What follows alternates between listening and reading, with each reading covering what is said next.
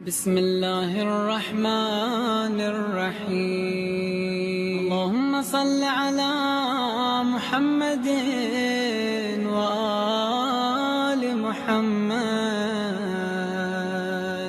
اللهم صل على محمد وآل محمد اعوذ باللہ من الشیطان اللعین الرجیم بسم اللہ الرحمن الرحیم الحمد للہ وکفا وسلام علی عبادہ الذین اصطفیٰ. درود بھیجیے محمد علیہ.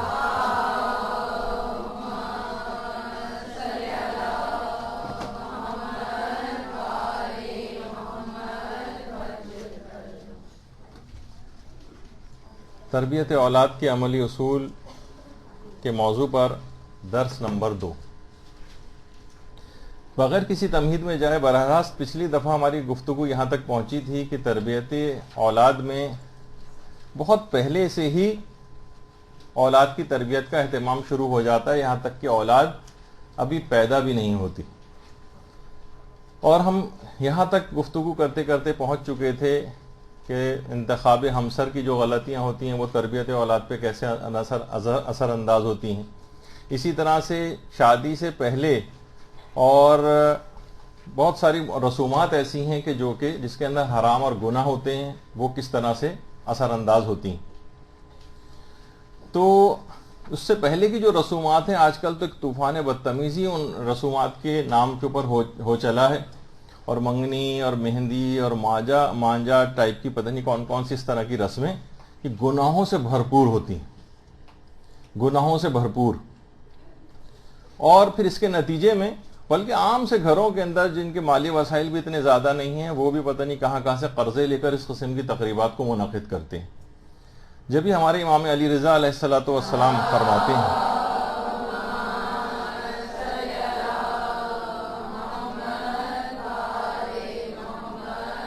کہ بندے جیسے جیسے گناہوں کو نئے نئے طریقوں سے بجا لاتے رہیں گے تو خداوند عالم بھی ایسے طریقوں سے بلائیں بھیجتا رہے گا جنہیں وہ سمجھ نہیں سکیں گے. تو یہ جو نئے نئے طریقے آج کل گناہوں کے ایجاد کر لیے گئے ہیں، جن کا نہ اسلام نے حکم دیا تھا اور لوگوں نے اپنی طرف سے ایجاد کیا ہے کہ گناہ نئے نئے طریقوں سے کس طرح سے کیے جائیں، تو نئی نئی مصیبتوں کے اندر بھی ہم مبتلا نظر آ رہے ہیں. اور اس کے مقابلے میں اگر کوئی پاک و پاکیزہ زندگی بسر کرے تو قرآن نے یہ بھی کہا کہ جو کوئی بھی شخص نیک کام کرے گا، خواہ مرد ہو یا عورت، بشرطِ صاحب ایمان ہو، تو ہم اس شخص کو پر لطف زندگی دیں گے اور اچھے کاموں پہ اس کو اس کا اجر بھی دیں گے. تو ایک پر لطف زندگی یہ خود تربیت اولاد کے اندر بہت ہی رول پلے کرتی ہے، جیسے کہ آگے چل کر گفتگو میں یہ چیز بھی آئے گی. تو نحوستوں سے بھری ہوئی یہ تقریب شادی، یعنی وہ دن جب آنے والے بچے کے ماں باپ اس رشتہ ازدواج میں بندھ رہے ہیں، عین اسی بابرکت دن کو ایک منحوس ترین دن کے اندر تبدیل کیا جاتا ہے. اس رات کو گناہ کبیرہ انجام دے کر منحوس ترین رات کے اندر تبدیل کیا جاتا ہے.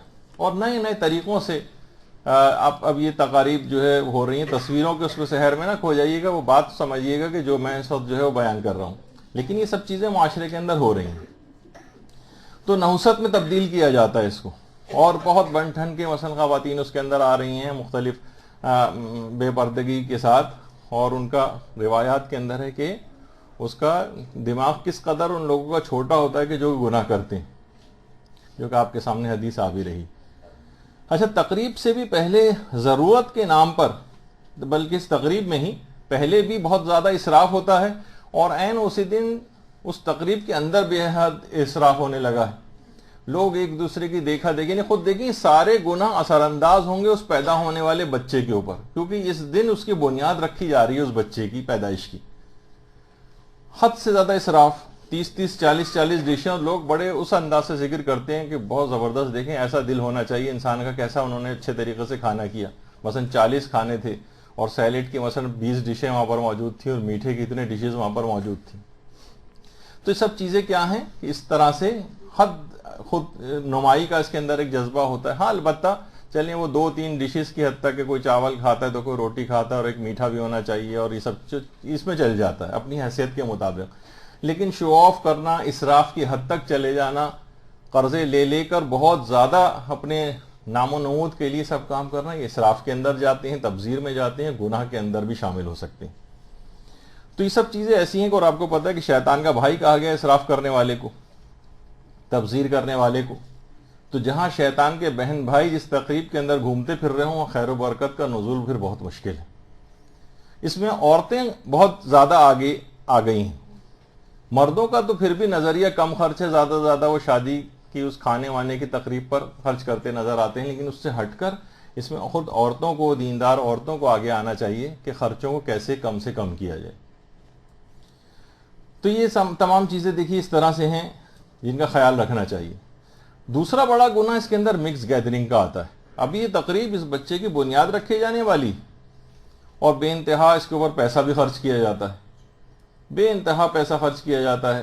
کہا جاتا ہے نا کہ کامیاب ازدواجی زندگی کا اصول بیان کیا جاتا ہے کہ اچھی زندگی اس وقت آپ کی گزرے گی شوہر کی جب شوہر اپنا منہ بند رکھے اور پرس کا منہ کھلا رکھے۔ تو وہ مکس گیدرنگ، وہ بھی ایسی تقریب جو ہے ارینج کی جاتی، اور بہت سے لوگ وہ چند گملے وغیرہ درمیان میں رکھ کر جو پارٹیشن کرنے کی کوشش کرتے ہیں وہ ایسے ہی ہے جیسے مردے کے بال مونڈ کر اس کا وزن ہلکا کرنے کی کوشش کرنا۔ یعنی گویا جو پوری عمارت ہے یہ کم مسالے والی، ناقص میٹیریل استعمال کر کے کمزور عمارت کی بنیاد رکھی جا رہی ہے، اور بالفرض اگر الگ کر بھی دیا جائے تب بھی اس خواتین کے کمپارٹمنٹ میں مثلا میل ویٹرز کا جانا، بے پردگی ان کی کسی نہ کسی انداز سے ہوتے رہنا، تو یہ تمام چیزیں خود اس کے اندر ایک بہت بڑا گناہ ہے کہ جس کو کیا جاتا ہے۔ اچھا، دلہن جو ہونے والے بچے کی یعنی ماں ہے، یہ اس سے پہلے گھنٹوں بیوٹی پارلر میں لگا کر آتی ہے۔ دیکھیں میں کچھ گناہوں کی طرف ویسا اشارہ کرتا جا رہا ہوں کہ یہ اثر انداز ہوں گے۔ یہ ماں جب اسی دن اپنے ازدواج والے روز اس قسم کی غلطیاں اور گناہ کرے گی تو یہ آنے والے بچے پر اثر انداز ہوں گی، اور اس کے بعد اس کا ٹائم نکل جائے گا، پھر بہت مشکل ہو سکتا ہے کہ عمارت کی بنیاد کمزور پڑ رہ جائے، اس کی صحیح سے ترائی نہ ہو، مسالہ کم استعمال کیا جائے، اور پھر بعد میں اس کو ٹھیک ٹھاک کرنے کی کوشش کی جائے تو وہ ہوتی نہیں۔ تو گھنٹوں اس طرح سے اگر وہ لگاتی ہے تو اس کی لا محالہ اکثریت کی، تقریباً شاید 99 یا 100% خواتین یا دلہنیں جو ہوتی ہیں ان کی نماز مغربین لازمی قضا ہو جاتی ہے۔ 2-3 بجے سے وہ چلی جاتی ہیں تو ظاہر ہے اس کے بعد اتنی دیر تک وضو کا برقرار رہنا وہ بھی پاسبل نہیں ہوتا۔ زندگی کے اس اہم ترین موڑ پر اس کا آغاز نافرمانی خدا سے ہوتا ہے، یعنی نمازوں کی قضا کرنے سے، جس کے متعلق ام حمیدہ فرماتی ہیں کہ امام جعفر صادق علیہ الصلوۃ والسلام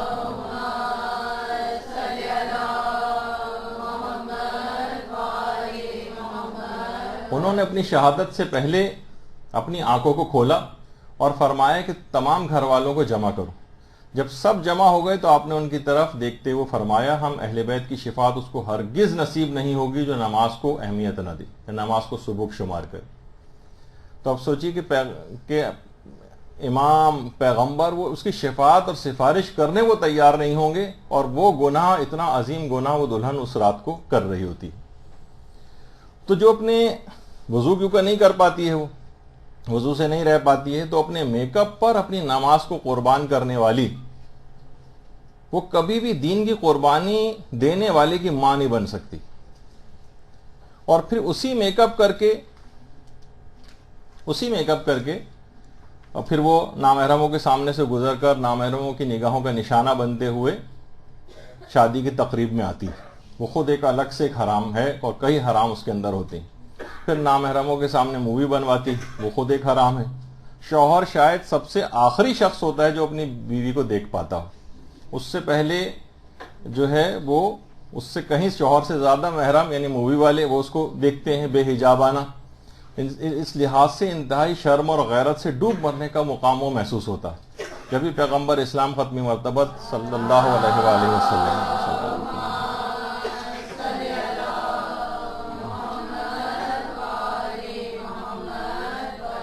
کہ جو شوہر اپنی بیوی کے سلسلے میں غافل اور اس کے پردے اور عفت نفس کے بارے میں خیال نہ کرے تو ایسا شوہر دیوس اور بے غیرت ہے۔ تو اب آپ اس سے اندازہ لگائیں کہ اس کی جو وہ بیوی ہے وہ اس سے کہیں پہلے نامحرم اس کو اس انداز سے دیکھ رہے ہیں، تو یہ بہت ایک لحاظ سے ڈوب مرنے کا مقام محسوس ہوتا ہے۔ پیغمبر نے ایک دفعہ اپنے اصحاب سے دریافت کیا تھا کہ عورت کس وقت اپنے رب سے سب سے زیادہ قریب ہوتی ہے. یہ سوال جب حضرت زہرا سلام اللہ علیہ کے کانوں تک پہنچا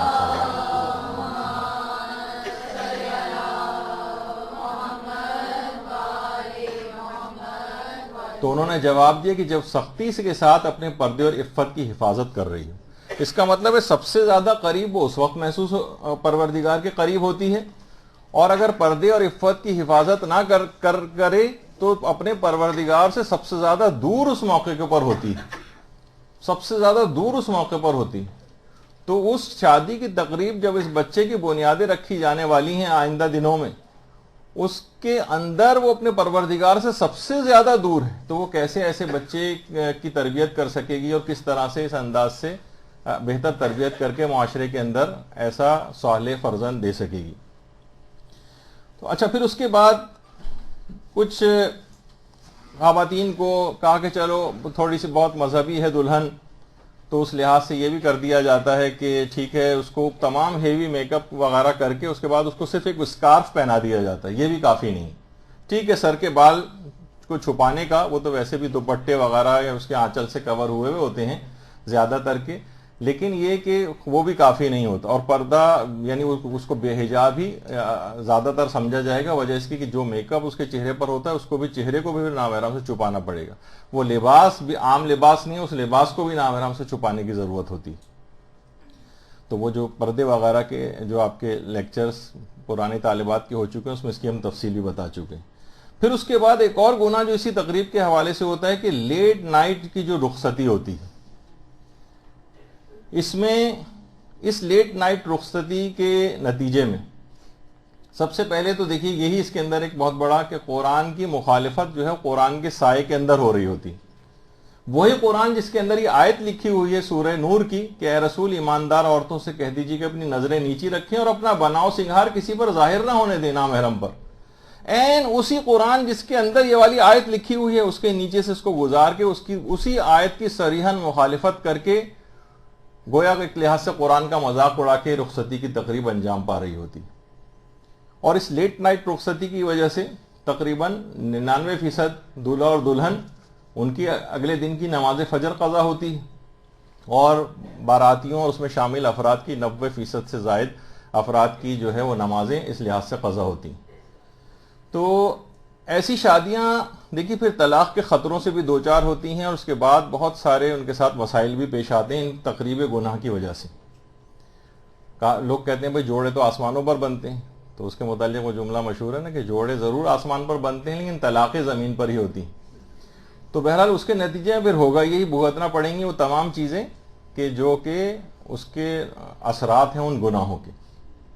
پھر اس کے بعد کیا ہوتا ہے، پھر اس پوری تقریب کے اندر یا تو لائیو موسیقی بج رہی ہوتی، یا مثلاً وہاں پر بیک گراؤنڈ موسیقی تو ہر جگہ ہی تقریباً بج رہی ہوتی، یعنی گویا اس بیک گراؤنڈ موسیقی کا ایک تڑکا اس گناہ کی محفل کے اندر لگایا جاتا ہے. اچھا اب دیکھیے اس کے لحاظ سے کہ ہمارے چھٹے امام جعفر صادق علیہ السلام فرماتے ہیں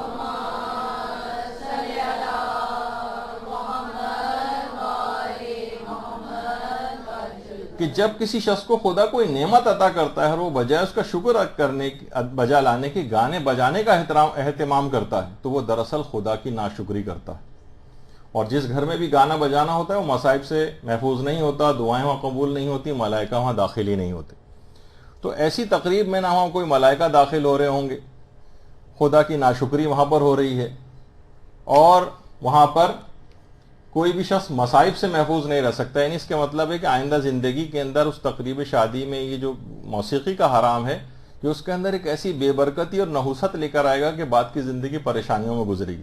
اور جب یہ سب چیزیں ہو چکی ہوتی ہیں، کافی سال گزر جاتے ہیں، اس کے بعد وہ تمام لڑائی جھگڑے اور گھر تباہ و برباد ہو رہے ہوتے ہیں، اولادیں خراب ہو رہی ہوتی ہیں، لوگ پھر بعد میں عملیات پوچھنے کے لیے آتے ہیں، تو اس وقت ان کو بتایا جائے کہ بھئی آپ نے تو اس کی ابتدائی ایسی چیز سے کی تھی کہ ملائکہ وہاں سے فرار اختیار کر گئے تھے، شیاطین نے وہاں پر ڈیرے جما لیے تھے، تو اس تقریب کا اہتمام کر کے آپ نے اتنا بڑا نقصان خود کیا، لیکن اس کو لوگ سمجھتے نہیں.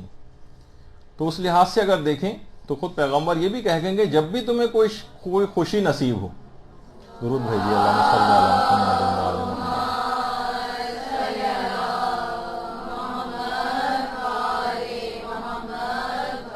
تو ساز اور باجے کے ذریعے اسے خدا کی ناراضگی کا سبب نہ بننے دو.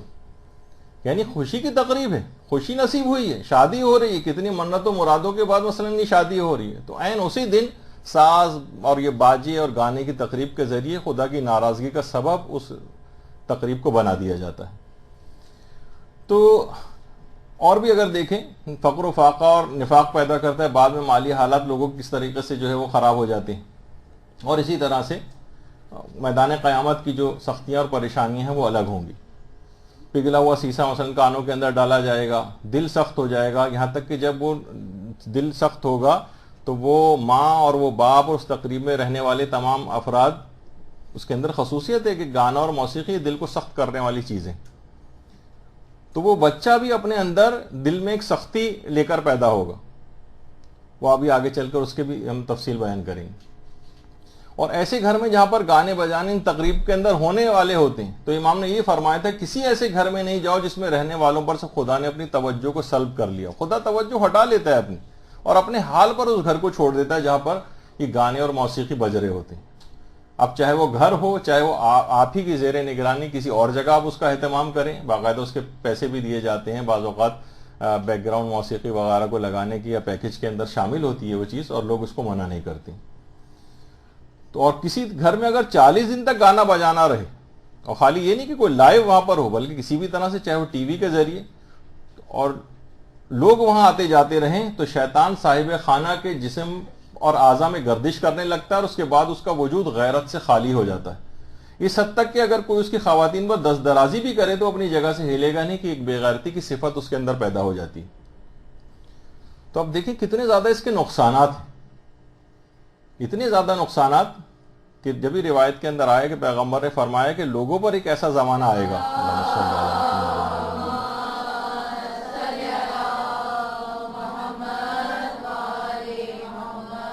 شیطان لوگوں کے رگو پے کے اندر گردش کر رہا ہوتا ہے نا. پچھلی حدیث میں آپ نے دیکھا کہ لوگوں پر ایسا زمانہ آئے گا کہ ان کی اولادوں میں شیاطین شریک ہوں گے. پوچھا گیا یا رسول اللہ کہ ایسا ہوگا؟ فرمایا ہاں. کسی نے پوچھا کہ ہم اپنی اور ان شیاطین کی اولادوں میں کیسے تمیز کریں گے؟ آپ نے فرمایا قلت حیا اور قلت رحم کے ذریعے. یعنی ان کے اندر آنے والی نسلوں کے اندر جو اس تقریب کے نتیجے میں اس طرح سے پیدا ہوئے ہیں, یا پیدا ہونے والے بچے جن کی شیطان ان کی پیدائش کے اندر شریک ہے, یہ ان میں قلت حیا ہوگی. جب یہ حیا نظر نہیں آ رہی ہے لوگوں کے اندر, کس قسم کے مخرب الاخلاق پروگرام سارے گھر والے ساتھ بیٹھ کر ٹی وی کے دیکھتے ہیں, اور قلت رحم, ایک دوسرے پر رحم نہیں کرتے, ایک دوسرے کے اوپر کس طرح سے گھروں کے اندر مظالم نظر آ رہے ہیں آج. اس کا مطلب ہے کہ شیطان ان کی پیدائشوں میں شریک ہو گیا, اور یہ تمام چیزیں اس انداز سے ہو رہی ہوتی ہیں. اب یہ کیا ہے؟ دیکھیے اس کے اندر سب سے بڑا جو میں اپنے لحاظ سے, ایک لحاظ سے بزرگوں کے ساتھ ساتھ مجرم سمجھتا ہوں, وہ دلہا اور دلہن بھی ہیں, جو اس موقع پر بالکل ایک بکری اور بکرے کی طرح سے بیٹھے ہوئے ہوتے ہیں. وجہ اس کی کیا ہے کہ وہی لڑکی جو بھی اپنی پسند کی شادی کے لیے پورے گھر کو اس نے ایک کیا ہوا تھا اور چیخوں پکار مچائی ہوئی تھی, اور کیا کچھ اس نے طوفان بدتمیزی بعض اوقات برپا نہیں کیا ہوتا, اور اگر ایسی نہ بھی ہو تب بھی اور معاملات میں اپنے حق کے لیے, بہت ساری چیزوں کے لیے بہت آواز کو اٹھاتی ہے. لیکن اس موقع پر جب وہ تقریب دوسروں کے ہاتھوں میں گناہوں سے بھرپور نظر آ رہی, جس کا نتیجہ بالآخر ان لوگوں کو بھگتنا پڑے گا, اس دولہا اور دلہن کو, یہ بالکل بکرے اور بکری کی طرح سے اس وقت خاموش بیٹھے ہوتے ہیں. اس موقع پر ان کو اٹھنا چاہیے کہ نہیں, ہم یہ حرام کام نہیں ہونے دیں گے. دولہا اسٹینڈ لے, دلہن اسٹینڈ لے, لوگوں سے بات کرے, رشتہ داروں سے بات کرے کہ نہیں بھائی فلاں فلاں چیزیں اس کی یہ بے برکتی ہے, یہ نقصانات ہیں اس کے. لیکن نہیں, ایسا نظر آتا ہے. تو یہ تمام چیزیں ایسی ہیں کہ اس میں والدین بھی اسی لحاظ سے شریک ہیں, لیکن جو خود صاحب معاملہ ہیں, جن کی شادی ہونے جا رہی, یہ اس موقع پر کیوں اس طرح سے بیٹھے ہوئے ہیں, یہ اس موقع پر کیوں بات نہیں کرتے؟ ان کی زندگی افیکٹ ہوگی, ان کے بچے افیکٹ ہونے کے جا رہے ہیں. اتنا بڑا نقصان نسلوں کو برداشت ان لوگوں کی کرنا پڑے گا. دوسرے تو ایک تماشائی کی طرح سے آئیں گے اور چلے جائیں گے, اثرات ان کے اوپر بھی ہوں گے, لیکن یہ تو براہ راست افیکٹڈ لوگوں کے اندر سے شامل ہوں گے. ان کو چاہیے کہ کچھ نہ کچھ اس سلسلے میں بولیں, آواز اٹھائیں, اور سختی کے ساتھ اس تقریب شادی کے اندر کسی گناہ کو نہ آنے دیں. تو اچھا, اب دیکھیے اتنی اہم تقریب ہے یہ کہ اسپیشلی اس تقریب کے لیے صدقہ پہلے سے دینا چاہیے. اس دن بھی صدقہ دینا چاہیے. خالی یہ نہیں کہ ویسی بلائیں, بلکہ جو گناہوں کی بلائیں ہیں یہ ساری دور ہو جائیں. اس میں ایسے افراد اس کے اندر کوئی گڑبڑ آ کر نہ کریں جو اپنی طاقت اور قوت کو استعمال کر کے بزرگ ہونے کے حوالے سے ان گناہوں کو انجام دلوائیں. تو صدقہ دینا چاہیے کہ پہلے سے عملی کوشش بھی کریں اور صدقہ بھی دیں گے، اس قسم کی چیزیں نہ ہوں۔ دیکھیے اس طرح سے کہ یہ جو شادی کی تقریب اور اس کے بعد آنے والے دن یہ پروردگار کی اطاعت کے دن، یہی وجہ ہے کہ شہزادی کونین اور مولا امیر المومنین علیہ الصلوۃ والسلام، اللہم صلی علی محمد وعلی محمد، اپنی شادی کی پوری رات عبادت خدا کے اندر بسر کی تھی، اور اگلے دن جب پیغمبر اسلام نے آ کر امیر المومنین سے پوچھا تھا کہ اے علی تم نے میری بیٹی کو کیسا پایا، تو امیر المومنین نے فرمایا تھا کہ بہترین مددگار اللہ کی اطاعت میں۔ اللہم صلی علی محمد وعلی محمد۔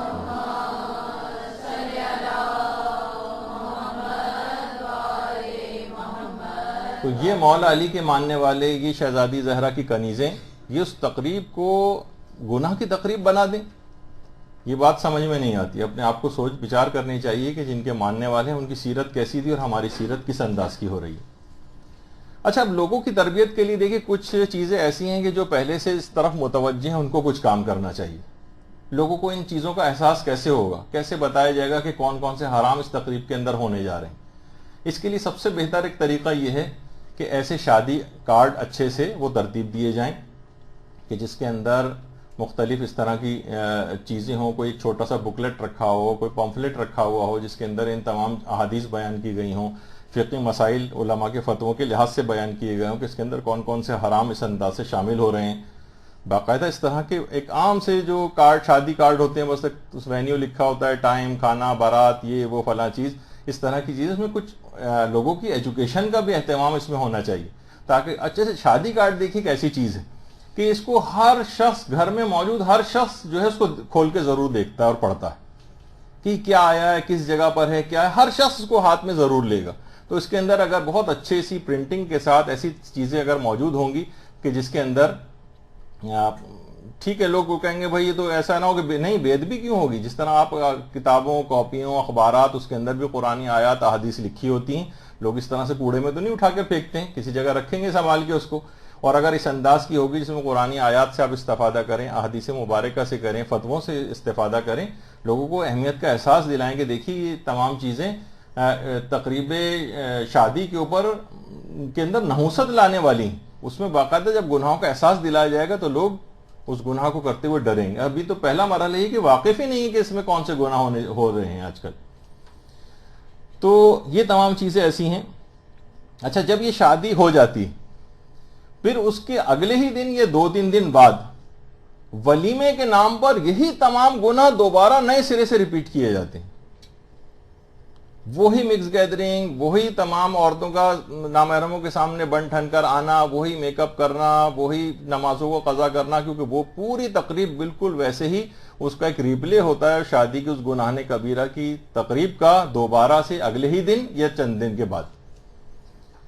اچھا، اب اس کے اندر دیکھیے ایک تجویز ہے، اس پہ تو خیر بہت سے لوگوں نے اس پر عمل کرنا بھی شروع کر دیا ہے، اور وہ کم خرچ بالا نشی والی بھی ہے،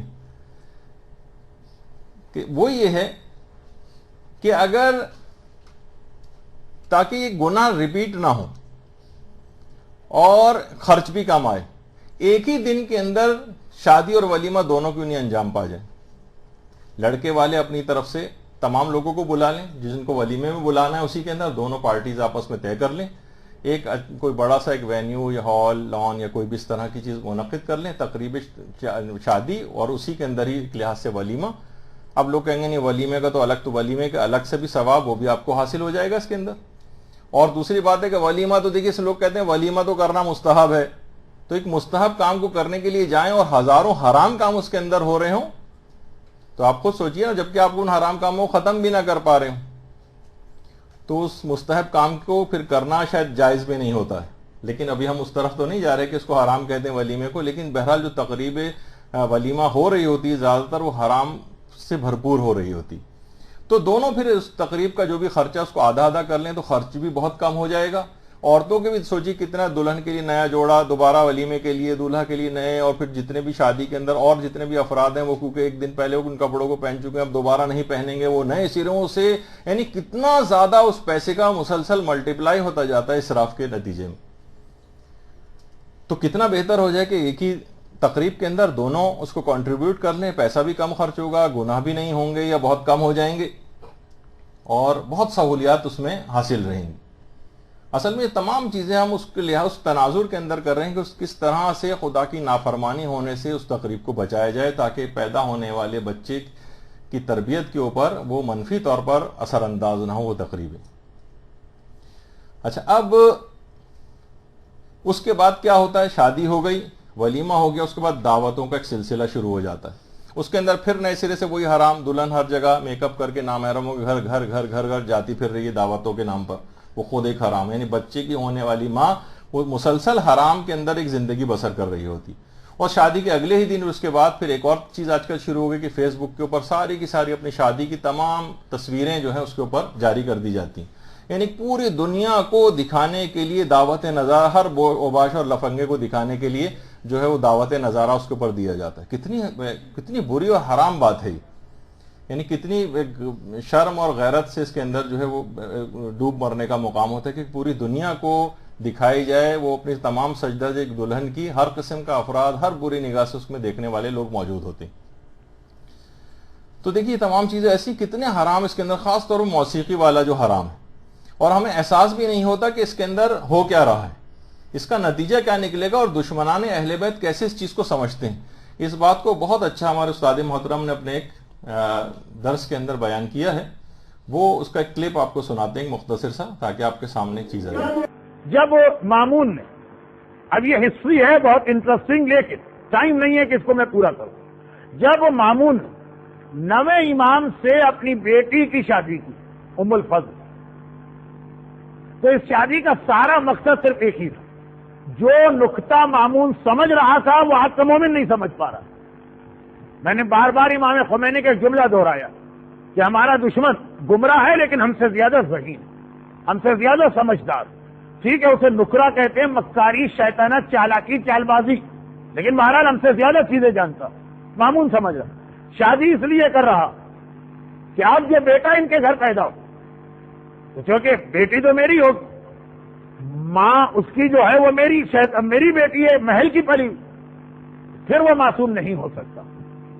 اور وہ یہی چاہتا ہے کہ نسل امامت میں عصمت ختم ہو جائے، 12واں نہ آنے پائے۔ میں نے بہت مختصر بات کی، اپنی بیٹی سے شادی، لیکن خالی اسی بات کو اس نے کافی نہ سمجھا، لیکن ذہن میں جملہ رکھے گا، اسے اولاد کو غیر معصوم بنانا، اسے اولاد کو گناہگار بنانا۔ بلکہ اس سے پہلے جملہ اور کہ نویں امام کی عمر اس وقت اتنی کم تھی، فقط آج کے 9 سال، کہ پہلے تو وہ نویں امام کو محل میں لا کر ان کو چاہا کہ محل کی عیاشیوں اور رنگینیوں میں ان کو ملا لے، مگر جب دیکھا کہ ناممکن ہے تو واقعا 9 سال میں بھی معصوم لگ رہے ہیں، تو کہا چلو وہ نقطے میں پہنچ گئے کہ یہ عمر زیادہ ہو گئی ہے، بچہ پیدا ہونے سے پہلے ہی ایسے انتظامات کر دو کہ وہ معصوم نہ ہونے پائے۔ وہ اپنی جگہ سوچ رہا ہے وہ مکر اللہ خیر الماکرین، لیکن شادی ایسی بیٹی سے کی تو سارے عیب شرعی رکھتی ہے، لیکن اس کے بعد مزید اس چیز کو پکا کرنے کے لیے شادی کے موقع پہ جو اس نے جشن کیا وہ آپ دیکھ لیجیے۔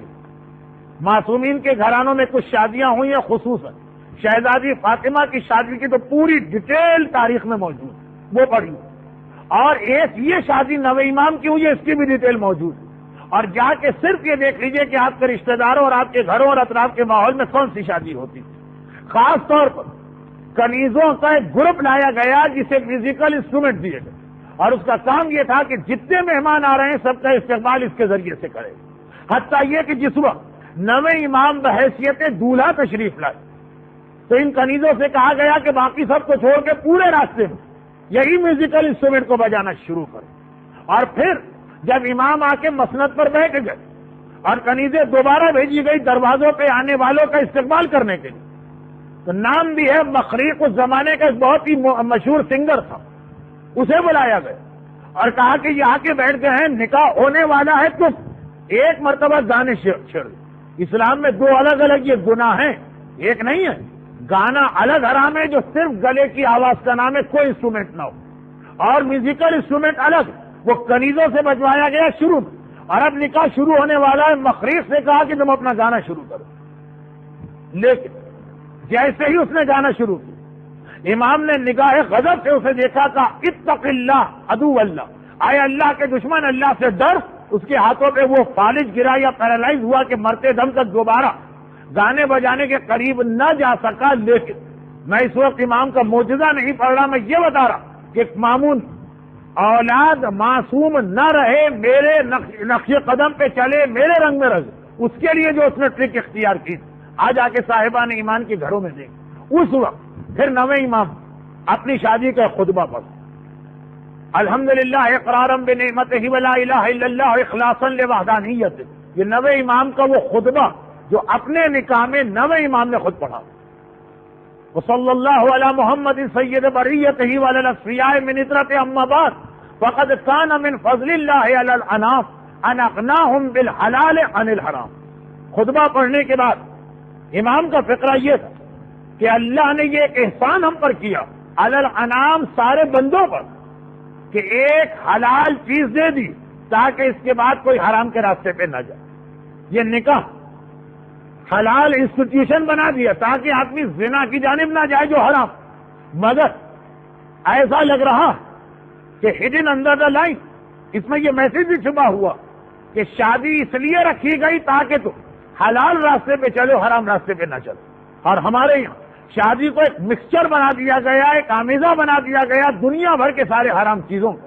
یہاں تک شادیوں میں شرکت سے پہلے سوچنا پڑتا کہ اس شادی میں اگر ہم جائیں گے تو ایک ثواب ملے گا، ایک مومن کی خوشی میں شریک ہو، اور سینکڑوں گناہ لے کے واپس آئیں گے تو ایک ثواب کی خاطر 10 گناہ کرنا کوئی عقل مندی کا کام ہے کہ نہیں. اور پھر اسی خطبہ نکاح مولا کی ایک حدیث اکثر پڑھی جاتی ہے، من تزوج فقط احرز نصف دین یا ثلث دین، جس نے شادی کی اس نے آدھے دین کو بچا لیا. فلیتق اللہ فی النصف الاخر، بس اسے چاہیے اب اللہ سے ڈرے باقی آدھے کے بارے میں.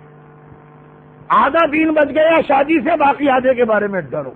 شاید اس میں بھی ہڈن اندر نہ لائیں گے پیغام کہ باقی آدھے کے بارے میں ڈرو. ایسا نہ ہو کہ جس شادی نے آدھے دن کو بچایا اسی شادی کی سیرومنی باقی آدھے دن کو ختم کرنے کا سبب بنے. جو ہمارے سامنے جس انداز سے ہمارے یہاں کی شادیاں ہوتی ہیں، صاحبان ایمان پر تو تقریباً واجب ہے اس کا بائیکاٹ. تو آپ نے دیکھا کہ مامون بھی اس بات کو سمجھ رہا تھا، جیسے کہ مولانا محترم نے بتایا کہ اس تقریب کے اندر مکمل طور پر گناہوں کو داخل کر دیا جائے تاکہ آنے والا بچہ معصوم نہ رہنے پائے. تو اسی طریقے سے جو پیدا ہونے والے بچے اس شادی کے نتیجے میں، اس گناہ کی شادی کے نتیجے میں جو گناہوں سے بھرپور محفل ہو رہی ہے، یہ سعادت مند ان کا ہونا بہت مشکل ہے. اچھا، تقریب شادی کے حوالے سے افراط و تفریط کے اندر لوگ آج کل پڑ جاتے ہیں. بہت دیندار افراد جو ہوتے ہیں وہ اتنی سادہ تقریب کرنے کی فکر میں رہتے ہیں کہ اس کی پیروی کی لوگ ہمت نہیں کر پاتے. فی الحال آج کل جبکہ معاشرہ انتہائی افراط و تفریط کا شکار ہے، یعنی آپ عام طریقے سے شادی کریں لیکن اس کو اتنا سادہ کی طرف نہ لے جائیں کہ لوگوں کو دیکھ کر مایوسی ہو جائے کہ اتنی سادگی تو ممکن ہی نہیں ہے، اور پھر وہ تمام چیزوں کو چھوڑ بیٹھے اور مایوس ہو کر، جو کہ بہت سارے اقدامات ایسے ہیں جو وہ کر سکتے ہیں وہ بھی نہیں کر پائیں گے. مثلا ٹھیک ہے مہندی کریں، مہندی کی جگہ آپ جو ہے اس مہندی کی اس تقریب کے اندر میلاد کر لیں، مکس گیدرنگ نہ ہونے پائے. شادی جو اچھے ہال، لان، حتیٰ کہ 5 اسٹار ہوٹل میں بھی کی جا سکتی ہے، بس وہاں پردے اور حجاب کا خیال رکھیں، گناہوں سے اپنے آپ کو بچا لیں. خاص طور پر مثلا بے حجابی کا جو گناہ ہے، دلہن کی بے حجابی نہ ہو، خواتین جو اس کے اندر آ رہی ہیں ان کی بے حجابی نہ ہو، مکس گیدرنگ نہ ہو، موسیقی نہ بجائی جائے اور نماز قضا نہ ہو، اسراف نہ ہو. اس سے اگر آپ نے اس شادی کو بچا لیا تو پھر کتنے بھی اچھے پیمانے اور طریقہ کار کے اوپر آپ شادی کریں تو اس سے کوئی اسلام کو اعتراض نہیں. تو بہرحال گویا اس شادی کی بنیاد جو کہ اصلاً ایک نسل کی بنیاد رکھی جا رہی ہے، اسے آپ نے کمزور ہونے سے بچا لیا.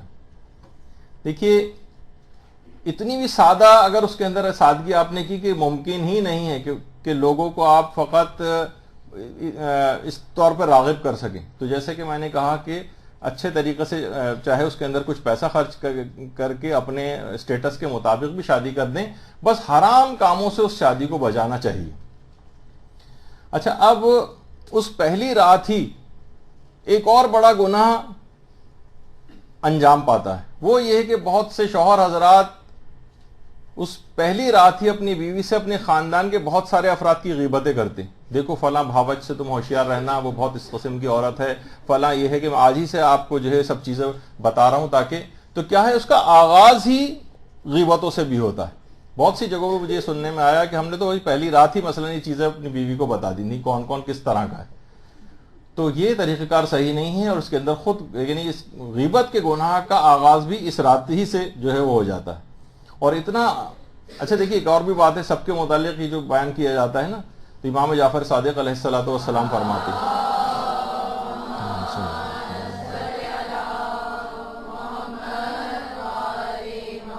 امام فرماتے ہیں کہ لوگوں کو اپنے سارے حالات نہ بتایا کرو, کیونکہ اس سے ان لوگوں کے نزدیک تمہاری قدر و منزلت جاتی رہے گی. تو آپ نے سب چیزیں بتا دی, وہ آپ ہی کے رشتہ دار ہیں, اور آپ نے تمام لوگوں کے گناہ اور اس طرح سے ان کی غیبتیں کر کے ان کے سارے حالات بتا دی. کل کو وہی تانے دے رہی ہوگی, یا وہ تانے دے رہے ہوں گے وہ صاحب, اگر اس طرح سے ایک دوسرے کے رشتہ داروں کے بھی حالات بتائے گئے. تو لوگ سوچتے ہیں کہ آپس میں انٹیمیٹ رشتہ ہے ہمارا اتنا, تو اس میں تو ہر ایک کی باتیں جو ایک دوسرے کو بتا سکتے نہیں, ایسا کرنا حرام ہے. اچھا اب اس کے بعد اب ازدواجی زندگی جو ہے وہ اور آگے بڑھے گی. اچھا اب اس میں جو کپلز وغیرہ ہیں اس کے بعد جو زندگی گزارتے ہیں اس میں فلمیں دیکھی جاتی ہیں اور رومانٹک ڈرامے دیکھے جاتے ہیں, اور پھر ہنی مون ٹور کے اوپر جایا جاتا ہے. اس میں بھی میک اپ کے حرام ہوتے ہیں, بدحجابی ہوتی ہے, سفر کیے جاتے ہیں, اس کے اندر نمازیں قضا ہوتی ہیں. اور پھر وہاں سے واپسی کے بعد جب ایک عام زندگی شروع ہوتی ہے تو اب سسرالی رشتہ داروں کے ساتھ ان کے اعتراضات, کینے اور غیبتوں کا جو ہے آغاز ہو جاتا ہے. اور یہ وہ گناہ ہے کہ جس طرح روایتوں میں آیا کہ سارے اعمال کو اکارت کر کے رکھ دیتا ہے غیبتوں کا گناہ. اب یہ جاتی ہے اپنے بہو جو ہے میکے جاتی ہے, اپنی ساس نندوں کی برائیاں کرتی ہے, اور اسی دوران دیکھیے جس وقت بچے کی بنیادیں رکھی جا رہی ہوتی ہیں اسی میں یہ سارے حرام کاموں کا آغاز ہو جاتا ہے, اور مرد بھی اس کے اندر اس لحاظ سے حصے دار ہوتے ہیں. تو جس بچے کی تربیت ہونی ہے, جس کی بنیاد رکھی جا رہی ہے, وہ اس دوران لڑائی جھگڑوں کا, کینوں کا, بغض, عداوت, دشمنی, غیبتیں اور تہمتوں میں وہ عورت مصروف ہوتی ہے. اور یہ سب چیزیں آنے والے بچے کے اوپر اثر انداز ہوتی ہیں. اور پھر لڑائی جھگڑے جو ہوتے ہیں ظاہر ہے اس میں سب لوگوں کی بے عزتی ہوتی ہے. تو جو شخص بھی اپنے گھر والوں کی بے عزتی کرتا ہے وہ زندگی کی مسرتوں سے ہاتھ دھو بیٹھتا ہے. روایات کے اندر یہ بات آئی ہے. تو یہ سب آنے والے بچے پر اثر انداز ہوں گے, اور یہ وہ دن ہے کہ جس وقت ماں باپ کو, اس بچے کے ہونے والے ماں باپ کو, ساس اور سسر جو اس عورت اور مرد کے ہیں, اور دولہا دلہن وغیرہ سب کو دعاؤں کے اندر مشغول ہونا چاہیے. یہ وہ دن ہے دعا قبل از بلا. اس پیدا ہونے والے بچے کے لحاظ سے اس وقت جتنی بھی دعائیں کرنی چاہیے وہ کر لیں. اس لحاظ سے اس کے صالح ہونے کی دعائیں, سب سے پہلے تو خود بچے, اگرچہ اس کے اندر کوئی ایسی جلد بازی نہیں کرنی چاہیے کہ پہلے دن سے ہی انڈر پریشر ہو جائے کہ اب جلد جو ہے وہ صاحبہ اولاد ہو جانا چاہیے اس جوڑے کو, لیکن پھر بھی ایک دعا کرنے کے حوالے سے تو سلسلہ شروع ہو جاتا ہے. شیخ بہائی نے جو ایک نسخہ بتایا ہے, بہت ساری کتابوں کے اندر بھی آیا, جو سورہ رات کی آیت نمبر 31 ہے.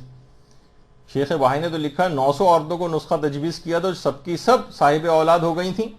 اور جب ہمارے مدرسے کی فیس بک کا جو پیج ہے اس نے بھی اس کو نشر کیا اور پھیلایا, تو کتنی ہی خواتین کے ہمارے پاس آئے کہ 14 سال سے ان کے یہاں اولاد نہیں تھی, اور اس نسخے پر عمل کرنے کے نتیجے میں صاحب اولاد ہوئے.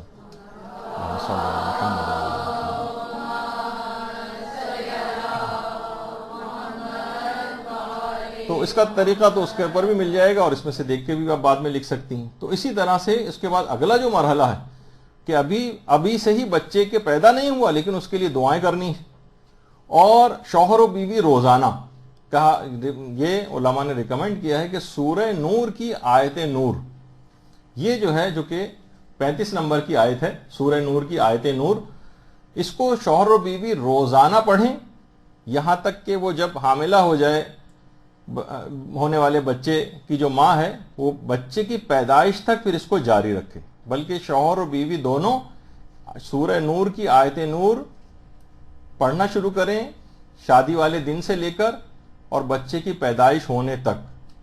بہت اس کے عجیب و غریب اس کے اثرات ہیں, جس کو بھی سب بیان کرنے کا بھی وقت نہیں. اور خاص طور پر اولاد کے لیے ہمارے چھٹے امام جعفر صادق علیہ الصلوۃ والسلام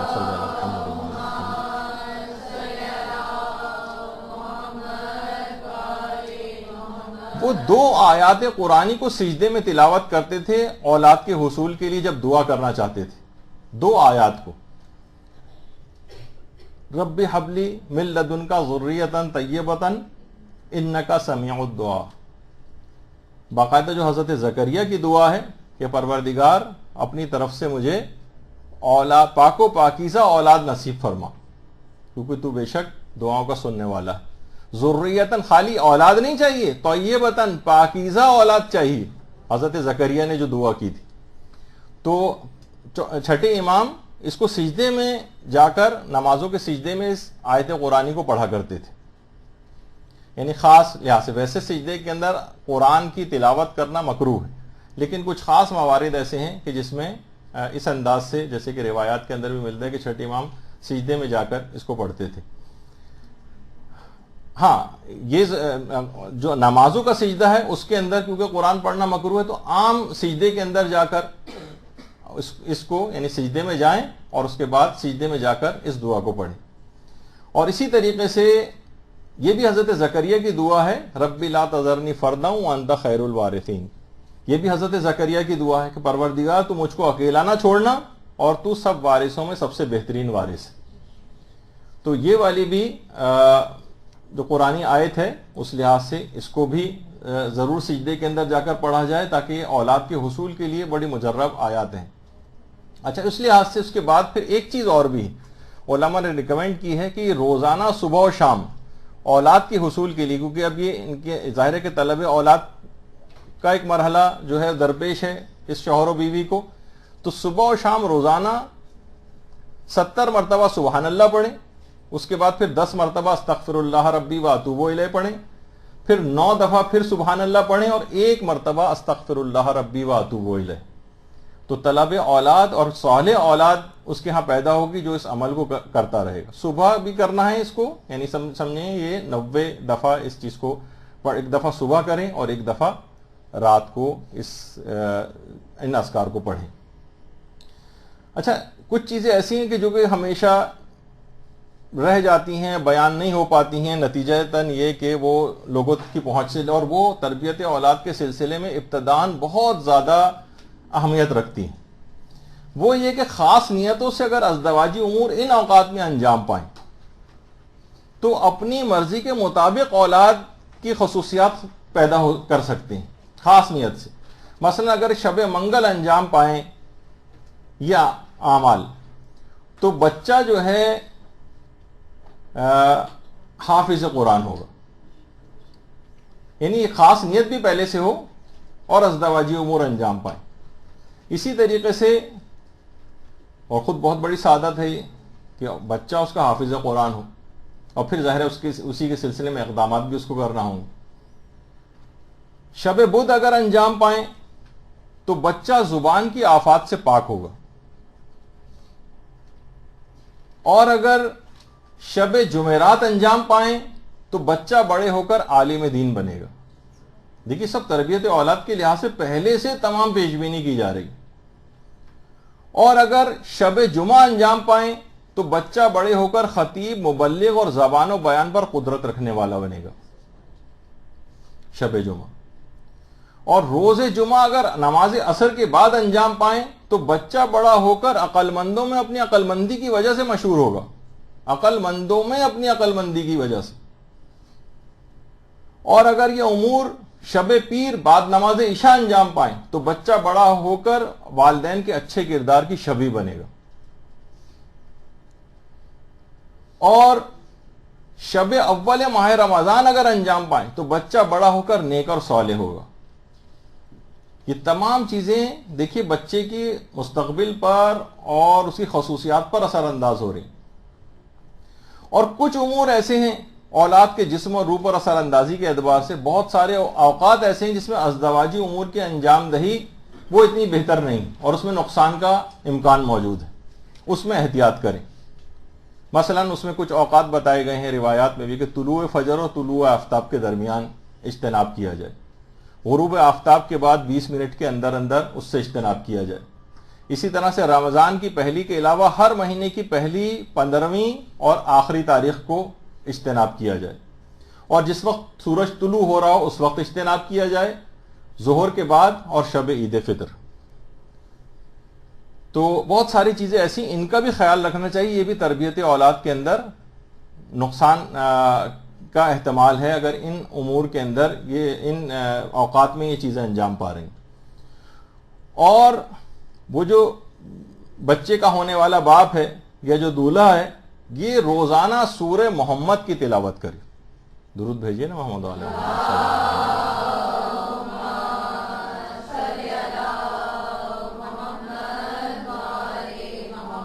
ساری چیزیں یہ نہیں کہ بس صرف ماں کو ہی ہونے والی، ماں کو انجام دینا نہیں، باپ کو بھی انجام دینا. تو دولہا جو ہے وہ روزانہ سورہ محمد کی تلاوت کرنا شروع کرے. اور اگر بچے کی پیدائش سے پہلے جو بچے کا ہونے والا باپ ہے، اگر وہ روزہ رکھے، کیونکہ روایات کے اندر یہ بھی کہ شہزادی کی پیدائش کے سلسلے میں بھی پیغمبر اسلام نے روزہ رکھا تھا. اللہم صلی اللہ علیہ وسلم.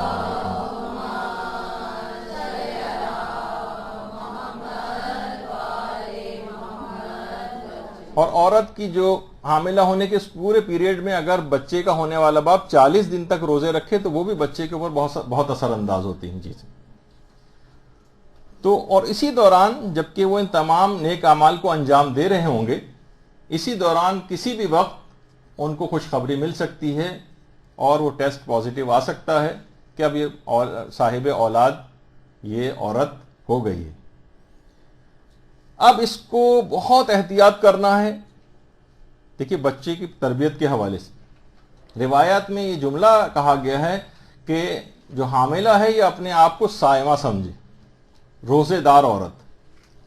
یعنی جس طریقے سے ایک روزے دار عورت اپنے تمام اعضاء و جوارح کو گناہوں سے بچاتی، اپنی آنکھوں کو گناہوں سے بچائے، اپنے کانوں کو گناہوں سے بچائے، اپنے منہ اور زبان کو گناہوں سے بچائے، اپنے اعضاء و جوارح کو گناہوں سے بچائے، جس طرح سے وہ روزے میں بچاتی ہے، تو اسے کہا جائے گا اب یہ حاملہ بمنزلہ صائمہ ہے، یعنی یہ روزہ رکھنے والی عورت. اور روایت میں اس حاملہ کو مجاہدہ بھی کہا گیا ہے. جس طریقے سے دیکھیے میدان جنگ میں مجاہد چوکنا ہو کر بیٹھتا کہ دشمن کہیں سے حملہ آور نہ ہو جائے، اسی طریقے سے شیطان اس پر مختلف طریقوں سے حملہ آور ہونے کی کوشش کرے گا. اب اس کو ہر وقت چوکنا ہو کر بیٹھنا کہ ذرا سی بھی لاپرواہی کسی شدید نقصان کا باعث بن سکتی، ذرا سی بھی لاپرواہی.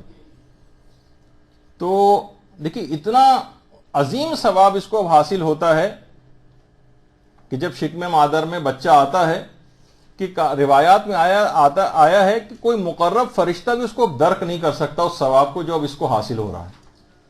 اور اس دوران اگر یہ عورت مر جائے خدا نخواستہ تو اس کو شہید کا ثواب دیا جاتا ہے.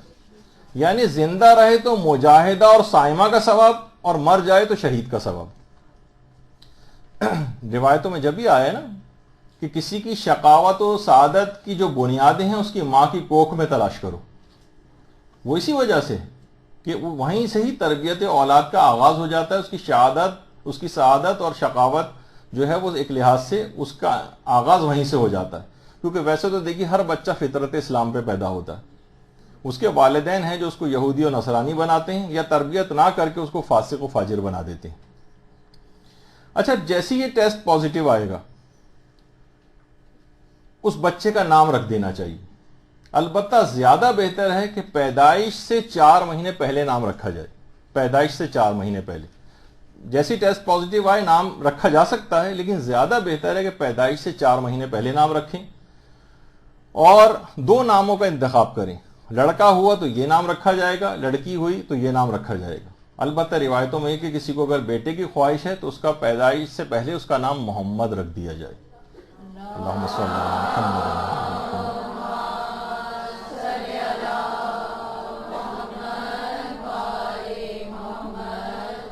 اچھا، بعد میں اس کو تبدیل بھی کیا جا سکتا ہے. پیغمبر فرماتے ہیں کہ اتنا اہم ہے یہ چیز نام رکھنا بچے کا کہ پیغمبر فرماتے ہیں اگر بچہ ساقط ہو گیا اور باپ نے نام نہیں رکھا تھا تو قیامت میں باپ کا پروردگار محاسبہ کرے گا، نام کیوں نہیں رکھا تھا. اور روایتوں میں جیسے کہ آیا کہ پیغمبر اسلام نے شکم حضرت زہرا میں حضرت محسن جب آئے تھے اسی وقت سے ہی ان کا نام تجویز کر دیا تھا، اور بعد میں حضرت محسن کی شہادت ہوئی تھی. پیغمبر کی رحلت کے بعد. تو علماء فرماتے ہیں کہ جیسے ہی ٹیسٹ پازیٹیو آئے اس کا، حاملہ ایک طویل سجدہ شکر انجام دے. لازم ہے اس کے لیے شکر گزاری. اب وہ خدا کی صفت خلاقیت کا مظہر بن گئی. خدا نے اپنی صفت خلاقیت کے ظہور کے لیے اس عورت کو منتخب کیا ہے. خدا بھی خالق ہے نا، اور ایک لحاظ سے مجازی اعتبار سے عورت بھی ایک بچے کو خلق کر رہی ہے. تو عورت اس زمانے میں ظاہر اس کی طبیعت خراب ہوتی ہے، اس کو الٹی متلی اور دیگر اس کے ساتھ کیفیات ہوتی ہیں، تو عورت اس زمانے حمل کو مصیبت نہ سمجھے. یہ بہت بڑی نعمت ہے جو پروردگار نے اس کو دی،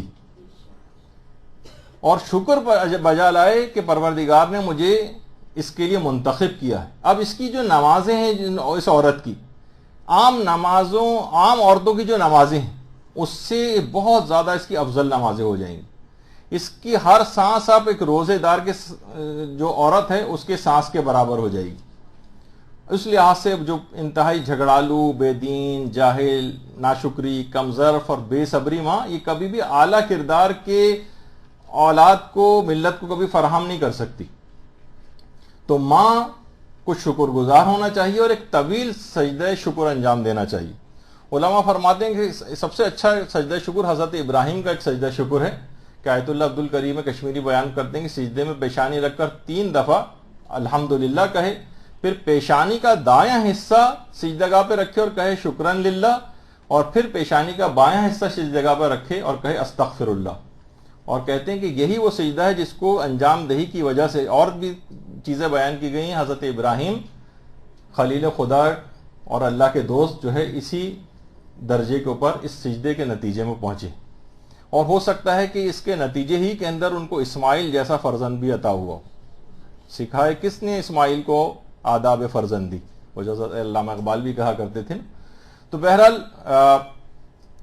اس خاص طریقہ کار یہ والا جو سجدہ شکر ہے جو کہ حضرت ابراہیم کا طریقہ کار تھا، اگر وہ اس انداز کا سجدہ شکر بھی انجام دے جیسی وہ ٹیسٹ پازیٹیو آئے، اور اس کے ساتھ ساتھ وہ ایک شکرن للہ یا الحمدللہ کی ایک تسبیح بھی پڑھے. اس سے فائدہ کیا ہوگا؟ ایک تو ہمیشہ لئن شکرتم لازیدنکم، خود قرآن نے کہا کہ جب تم شکر کرو گے تو پروردگار نعمتوں میں اضافہ کرے گا. آئندہ بھی جو اولاد کی خواہش ہے وہ آئندہ بھی تمہاری پوری ہوں گی، مزید اولادیں بھی پیدا ہوں گی، اور یہ حمل بھی عافیت کے ساتھ جاری رہے گا اور بچہ ضائع اور ناقص نہیں ہونے پائے گا. اچھا، کچھ خاص سورہ ایسے ہیں جن کی بڑی الگ سے کچھ خصوصیات ہیں جو کہ اس دوران دیکھیے سب تربیت اولاد کے ضمن میں چیزیں بیان ہو رہی ہیں کہ مثلا ماں یہ چاہے کہ میرا بیٹا یا میری بیٹی عفت مآب بنے، یعنی ساری زندگی کبھی کسی اس لحاظ سے حرام کی طرف نہ جائے، تو اس کو چاہیے کہ وہ سورہ نور کی تلاوت کرے.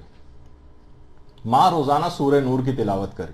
اچھا، ابھی آج کی جو نشست ہے اور اگلی جو ہماری نشست ہوگی اس کے اندر مسلسل ایسے اعمال بتائے جائیں گے کہ آپ خود حیران ہوں گے. جو ہمارے پہلی کلاس میں جو ہم نے ایک سوال اٹھایا تھا کہ عورت کو اتنے کم واجبات رکھ کر اتنا زیادہ فارغ کیوں رکھا گیا ہے، پھر آپ کو اندازہ ہوگا کہ اس میں مشغول پروردگار عالم اس عورت کو دیکھنا چاہتا ہے. آپ کہیں گے یہ تو بہت سارے کرنے والے اعمال ہیں، لیکن جب وہ ظاہر ہے پورے زمانے حمل میں ڈسٹریبیوٹ ہو جاتے ہیں تو اتنے زیادہ نہیں محسوس ہوتے. ایک ساتھ ایک ہی وقت میں سنیں گے تو شاید زیادہ لگے.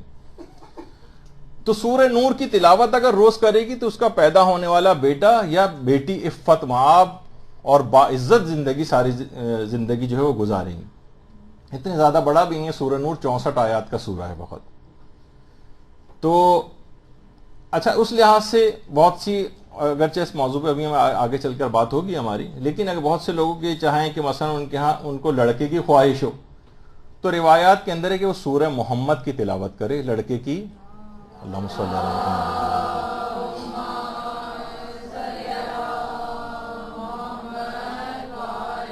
وہ پیدا ہونے والا لڑکا، صرف ابھی لڑکے کے لحاظ سے بتا رہا ہوں، ویسے تو ظاہر ہے لڑکی بھی اگر ہو اس کے لیے بھی سورہ پڑھا جا سکتا ہے، کیونکہ اس سورہ کے اندر ایک اور خصوصیت بھی ہے. اگر اس کی بھی خواہش ہو کہ وہ بچہ خوبصورت ہوگا اگر وہ حاملہ سورہ محمد کو پڑھے گی. اچھا، پھر اس کے بعد ہے کہ وہ چاہے کہ بچہ میرا بالکل صحت مند رہے، بیماریاں اور مختلف کمپلیکیشن یہ سب کچھ نہ ہو، تو وہ دوران حمل سورہ والفجر کی تلاوت کرے. اب پیدا ہونے والا بچہ جسمانی تربیت کے لحاظ سے بھی اس عورت نے پیش بینی کر لی ہے، اور اس سورہ والفجر کو روزانہ اس نیت سے پڑھنا کہ میرا بچہ جسمانی اعتبار سے صحیح و سالم رہے۔ پھر وہ چاہے کہ میرا بچہ بے نمازی نہ ہو اور نمازی رہے ساری زندگی اور ایک صالح زندگی گزارے، تو پھر وہ سورہ انبیاء کی تلاوت کرے۔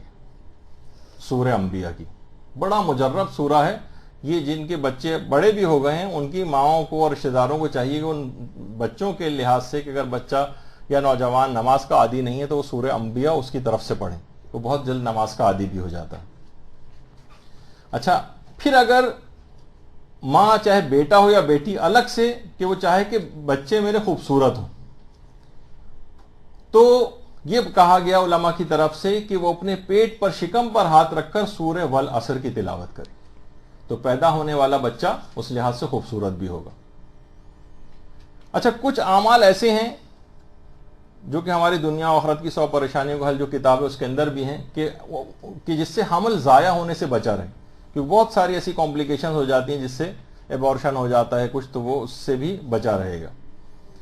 اور باقاعدہ آغا نائینی نے اپنی کتاب کے اندر ایک عمل لکھا ہے، ویسے وہ بڑوں کے لیے بھی ہے، کہ کسی کی عمر میں بہت زیادہ اضافہ، مثلا 50 سال کی عمر میں اضافہ اگر کوئی چاہے تو نماز عشاء کے بعد اس دعا کو پڑھے تو خدا اس کی عمر میں یقینی طور پر 50 سال کا اضافہ کر دیتا ہے۔ یا اکرم من کل کریم، یہ بھی ہماری اس کتاب کے اندر یہ عمل لکھا ہوا ہے، اس میں سے آپ اتار سکتی ہیں۔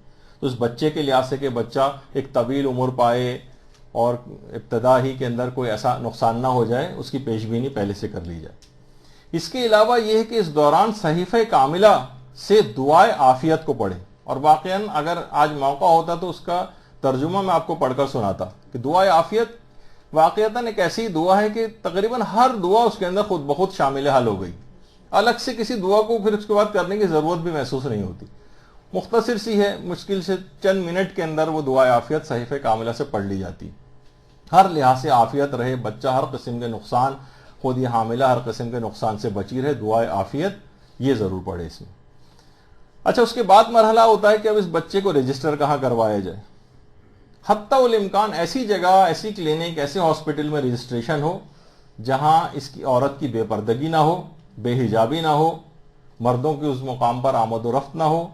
بہرحال اب اس کے اندر میرا کچھ اس سے زیادہ کہنا مشکل ہے، کیونکہ جن جگہوں پہ لوگ رہتے ہیں، مسئلہ یہ ہے کہ جو ذرا کم معیار کے اسپتال ہیں وہ دیگر کمپلیکیشنز اور یہ اور صفائی کا صحیح انتظام نہ ہونا اور انفیکشنز اور مزید بہت ساری نظر اندازیاں ہوتی ہیں وہاں پر، اور جو اچھی جگہ ہیں وہاں پر بے حجابی، بے پردگی اور یہ سب کچھ ہوتی ہیں۔ تو بہرحال حتی الامکان کوشش کی جائے، بلکہ اگر ہو سکے، اگر ممکن ہو تو دیندار ڈاکٹر کا بھی اہتمام کیا جائے، علماء نے یہ بھی ریکمینڈ کیا۔ اچھا، اب جو گھر میں موجود دیگر افراد ہیں ان کی اب ذمہ داری ہے کہ حاملہ کو پرسکون ماحول فراہم کرے۔ اب چاہے اس میں ساس ہو، سسر ہو، نندے ہو، بھاوج ہو، اس کا شوہر ہو، اس کو ایک ایسا پیسفل ماحول فراہم کریں۔ آپ کے فوراً دماغ میں آ رہا ہوگا، اپنے اپنے رشتہ دار سارے گھوم رہے ہوں گے کہ تو ممکن ہی نہیں، ان سب کی خصلتیں اس قسم کی ہیں مثلا، تو ہمیں ان سے ہمارا خطاب بھی نہیں، جو ہماری بات یا توجہ سے سن رہے ہیں سمجھیں کہ یہ خصوصیت آپ کو پیدا کرنی، آپ بھی اسی ماحول میں پارٹ بنتی ہیں، کسی نہ کسی حاملہ کو موجود ہوتی ہے، بچہ ہونے والا ہوتا ہے، تو اس کے اندر پیسفل ماحول فراہم کرنا یہ ذمہ داری گھر میں موجود ہر فرد کی۔ کیونکہ دیکھیے، اگر آپ نے لڑائی جھگڑوں کے اس ماحول میں اس کی ماں کے شکم میں وہ بچہ پرورش پائے گا تو وہ بچہ خود بھی جھگڑالو اور ایک پرابلم ساری زندگی بنا رہے گا، اور یہ لڑائی جھگڑے، عداوت و دشمنی اور کینے کا بیج اندر لے کر پیدا ہوگا۔ تو لہٰذا گھروں میں یہ معرکہ بدر و حنین برپا کرنے کے بجائے یہ جو پیسفل ماحول ہے یہ گھروں کے اندر رائج کرنا چاہیے۔ اور اگر واقعتاً اس آنے والی بہو سے کچھ جائز شکایات بھی ہیں تب بھی اس کو زمان حمل کے اندر نہ چھیڑا جائے۔ ٹھیک ہے، بہت سے لوگ کہہ رہے ہیں بھائی دیکھیں فلاں فلاں کر رہی ہے، اس پہ لڑائی جھگڑا ہو رہا ہے، تو وہ دیکھیں وہ ساسیں، نندیں، وہ جو گھر کے اور افراد ہیں کہ یہ میرے بیٹے اور بھائی کی نسل اس سے شروع ہونے والی ہے، اس کی خرابی کی بنیاد اگر ہم لڑائی جھگڑا کریں گے تو اس کے بچے پر اثر انداز ہوگی، اس کی نسل خراب ہو جائے گی، اس کے اندر وہ ڈیفیکٹ لے کر بچہ پیدا ہوگا۔ تو اس کے متعلق کچھ شکایات بھی ہیں تو اس کو بات کے لیے اٹھا رکھی، کم سے کم اس زمانے میں اس کو ڈسٹرب نہ کریں، کیونکہ دیکھیے اس کی خرابی کی بنیاد بہت پہلے سے شروع ہو جاتی۔ دیکھیے گھر میں اگر لڑائی جھگڑے اور اختلافات ہوں، ایک تو یہ بھی روایتوں میں ہے کہ انسان کو بہت جلدی بڑھاپے کی طرف لے جاتی، اور جس کا بھی اپنے اہل و عیال کے ساتھ عمدہ طریقہ ہوتا ہے اس کی خدا عمر کو بھی طولانی نہیں کرتا۔ اسی طریقے سے پیغمبر فرماتے تھے کہ جبریل جب بھی آتے ہیں مجھ سے یہی بات کہتے ہیں کہ اے محمد خود کو لوگوں کی دشمنی اور جھگڑوں سے بچائے رکھو۔ درود بھیجیے محمد علیہ وسلم۔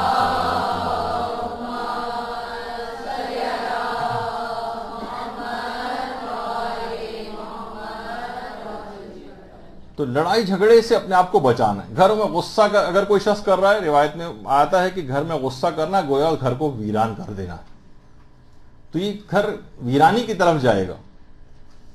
اور پیغمبر فرماتے ہیں مجھے بت پرستی سے روکنے کے بعد کسی اور چیز سے اتنا نہیں روکا گیا کہ جتنا کہ لوگوں سے لڑنے جھگڑنے سے روکا گیا۔ یعنی لڑائی جھگڑا اتنا زیادہ نقصان دہ، اور جھگڑا اور کج بحثی کرنا پیغمبر فرماتے ہیں کہ مسلمانوں کی شایان شان نہیں ہے، جو بھی کوئی ایسا کرے گا میں اس کی شفاعت نہیں کروں گا۔ یعنی پیغمبر اسلام آخرت میں جس موقع پر زیادہ ضرورت ہوگی اس کی سفارش اور شفاعت نہیں کریں گے تو سوچیے اس دنیا میں کہاں اس کی مدد ہوگی پھر۔ تو یہ تمام چیزیں ایسی ہیں کہ جو سب اس کے اوپر اثر انداز ہو رہی ہیں۔ شوہر و بیوی کے آپس کے خواہ لڑائی و جھگڑے ہوں، ان کے آپس کے تعلقات خراب ہوں۔ اچھا، اس دوران شوہر کو بھی اس وقت بہت سارے ہمارے ہوتے ہیں کہ اینٹی نیٹل ڈپریشن ہوتا ہے، اس وقت ایک ڈپریشن میں جاتی ہے، پوسٹ نیٹل ڈپریشن کہلاتا ہے، ڈیلیوری کے بعد وہ ڈپریشن میں جاتی ہے، تو اس کو کمک کی ضرورت ہوتی ہے۔ اس وقت لڑائی جھگڑا کر کے اور اس کو مزید خرابی کی طرف گھر والے لے جاتے ہیں۔ اس کی اس کیفیت کو، نفسیانی کیفیت جس سے ہارمونل چینجز سے گزر رہی ہے، اس کے اندر نفسیاتی کچھ تبدیلیاں آ رہی ہوتی ہیں، اس کا خیال نہیں کر رہے ہوتے، اور اس سے بہت برا سلوک کر کے اس کو بھی مجبور کرتے ہیں کہ وہ ان تمام بدتمیزیوں اور لڑائی جھگڑوں کی طرف جائے، اور برداشت کرنا چاہیے اس موقع پر۔ امام فرماتے تھے میں اپنے غلام پر اور اپنے گھر والوں کی حرکتوں پر اس قدر صبر و برداشت کرتا ہوں جیسے کڑوے پھل کا کھانا، کہ جو بھی صبر کرتا ہے جیسے کڑوے پھل کا کھانا، اور جو بھی صبر کرتا ہے وہ اس صبر برداشت کی وجہ سے نمازی، روزے دار اور شہید کا مرتبہ حاصل کر لیتا ہے جو رسول کی ہمراہی میں جنگ کرے۔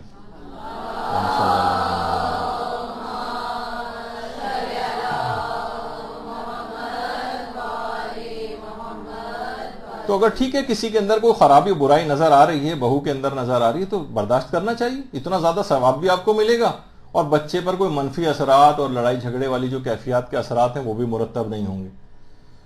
اور پیغمبر فرماتے ہیں تم میں سے کسی کا مسلمانوں کے ساتھ مسلمانوں کی زمین پر رہ کر لوگوں کی ناپسندیدہ باتوں پر 1 گھنٹے صبر کرنا اس 40 سال کی عبادت سے افضل ہے جس میں کسی ناپسندیدہ بات پر صبر نہ کرنا پڑے۔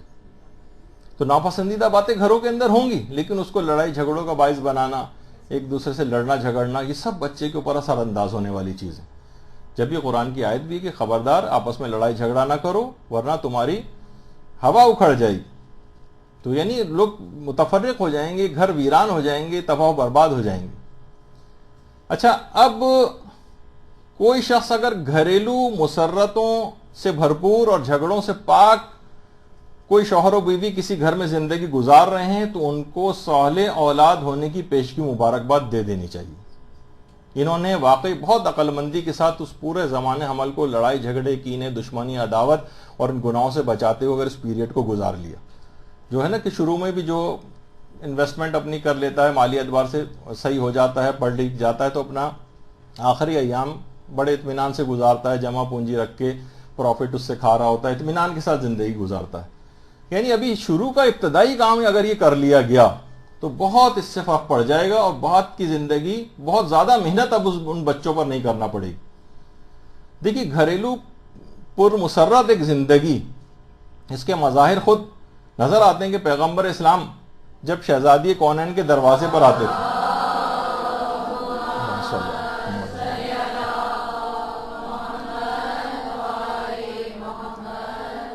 خانہ سیدہ پر پیغمبر آتے تھے، بلکہ پہلی رات کے بعد ہی، اس کے بعد آئندہ نہیں، بلکہ جب ازدواجی لائف شروع ہو گئی تو اس کے بعد دیکھتے تھے کہ خانہ سیدہ میں امیر المومنین اور شہزادی دونوں گھر کے کاموں میں مشغول ہیں۔ اچھا، دیکھا جائے تو اس بیٹی اور داماد کے جتنے کام تھے وہ اصلاً گھر کے کام ہی نہیں تھے، وہ سارے باہری کے کام تھے۔ باہر سے مراد وہ جتنی بھی اتنی زیادہ روٹیاں پکا کرتی تھیں کہ چھالے پڑ جاتے تھے، جیسے کہ ہم نے پچھلی دفعہ بھی بتایا تھا، وہ سب باہر کے افراد کے لیے ہوتے تھے کہ 300 کی تعداد میں روٹیاں، اور اس کے بعد امیر المومنین کا کمر پہ لاد کر لے کر جانا اور لوگوں میں تقسیم کرنا، روٹیاں کے کمر پہ نشان بن جائیں. اتنا گھر کے کام تو ممکن ہی نہیں تھے کہ وہ لوگ کھاتے بھی کتنا تھے. سب کو پتا ہے کہ انتہائی کم مقدار کے اندر ان کا کھانا ہوتا تھا، تو اتنا اس کے لیے پیسائی ہوتی تھی گندم کی کہ ہاتھوں میں چھالے پڑ جائیں، ان کی کمر کے اوپر جو ہے وہ نشانات پڑ جائیں، ممکن نہیں تھا. وہ سب بھی کام باہر کے ہوتے تھے. تو سخت تھکے ہوئے دونوں ہوتے تھے. تو پیغمبر آئے اور نام لیے بغیر پوچھا کہ کون زیادہ تھکا ہوا ہے. اس سے پہلے کہ بیٹی جواب دیتی، داماد بول اٹھتا، یا رسول اللہ آپ کی بیٹی زیادہ تھکی ہوئی. تو دیکھیے یہ پرمسرت زندگی، ایک دوسرے کا احترام کرنے والی زندگی، یہ اس سے پیدا ہونے والے بچے پھر کردار اور عمل میں حسنین اور حضرت زینب اور ام کلثوم کی شبیہ بنیں گے.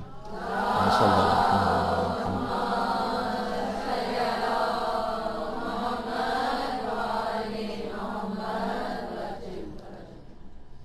اور دیکھیے اس لحاظ سے روایت میں بھی ہے کہ پیغمبر نے فرمایا کہ نیک اور بلند مرتبہ لوگ اپنی بیویوں کی عزت کرتے ہیں اور پست ذہنیت اور نیچ لوگ ان کی توہین کرتے ہیں. تو یہ اس کی نشانی شوہر کو سمجھنا چاہیے کہ اس کے اوپر غصے ہونا، اس کو بے عزت کرنا، اس کے گھر والوں کو بے عزت کرنا، یہ پست اور نیچ ہونے کی نشانی. اور اتنا زیادہ احترام ہوتا ہے اس عورت کا بھی اور دیگر اس کے گھر والوں کا کہ پیغمبر نے خانہ کعبہ کی طرف دیکھ کر فرمایا تھا کہ کیا کہنے ہیں اس گھر کے، اے خدا کے گھر تو کس قدر عظیم ہے اور خدا کے نزدیک تیری حرمت کس قدر بلند ہے، لیکن بخدا مومن کی حرمت تجھ سے بھی زیادہ عظمت رکھتی. تو اس کا خیال کرے، اس کی حرمت کا، اس کی عزت کا آنے والی، تو آنے والا بچہ بھی اسی انداز سے یہ نیک صفات لے کر اپنے اندر پیدا ہوگا. اور امام حسین علیہ الصلوۃ والسلام کو اگر دیکھیں،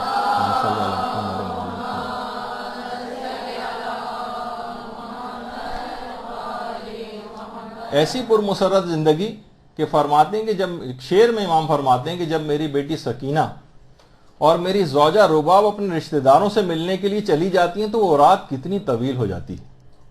ایسا لگتا ہے کہ یہ رات کبھی ختم ہی نہیں ہوگی اور تمام راتیں اس رات سے آ کر مل گئی ہوں. اور وہ گھر بھی کیا گھر ہے کہ جہاں سکینہ اور رباب نہ ہو. یہ شعر ہے امام کا. اور دوسری طرف اس رباب کو دیکھیں کہ محبت کا یہ عالم تھا کہ واقع کربلا کے بعد ساری زندگی کبھی سائے میں نہیں بیٹھی، کبھی ٹھنڈا پانی نہیں پیا، دوسری شادی نہ کی، کبھی کوئی لذیذ غذا استعمال نہ کی، یہاں تک کہ سال بھر کے اندر اندر اس دنیا سے رخصت ہو گئے. یہ ہے باہمی مسرتوں سے لبریز زندگی. اور بچے جو اس کے نتیجے میں پھر پیدا ہوتے ہیں بہترین تربیت یافتہ اور سکینہ اور اصغر کی طرح کے بچے پھر پیدا ہوتے ہیں. تو لڑکی کبھی اپنے شوہر سے جھگڑا نہ کرے کیونکہ وہ اس کے بچوں کو بڑا اثر انداز ہونے والی چیز ہے. ایک شخص آتا ہے پیغمبر اسلام کے پاس اور آ کر کہتا ہے کہ یا رسول اللہ، اللہم صلی علی محمد وعلی محمد،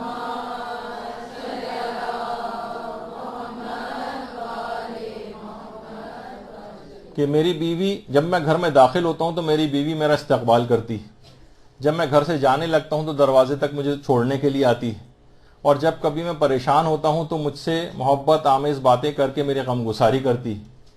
پیغمبر نے سن کر فرمایا اس عورت کو خوشخبری سنا دو، وہ اللہ کی کارندوں میں سے ایک کارندہ، اور پروردگار اس عورت کو روزانہ 70 شہیدوں کے برابر ثواب عطا کرتا.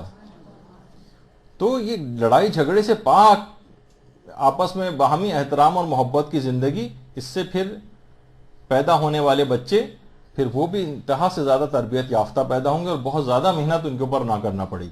اس کے مقابلے میں وہ عورتیں کہ جو اپنے شوہروں سے زبان چلاتی ہیں،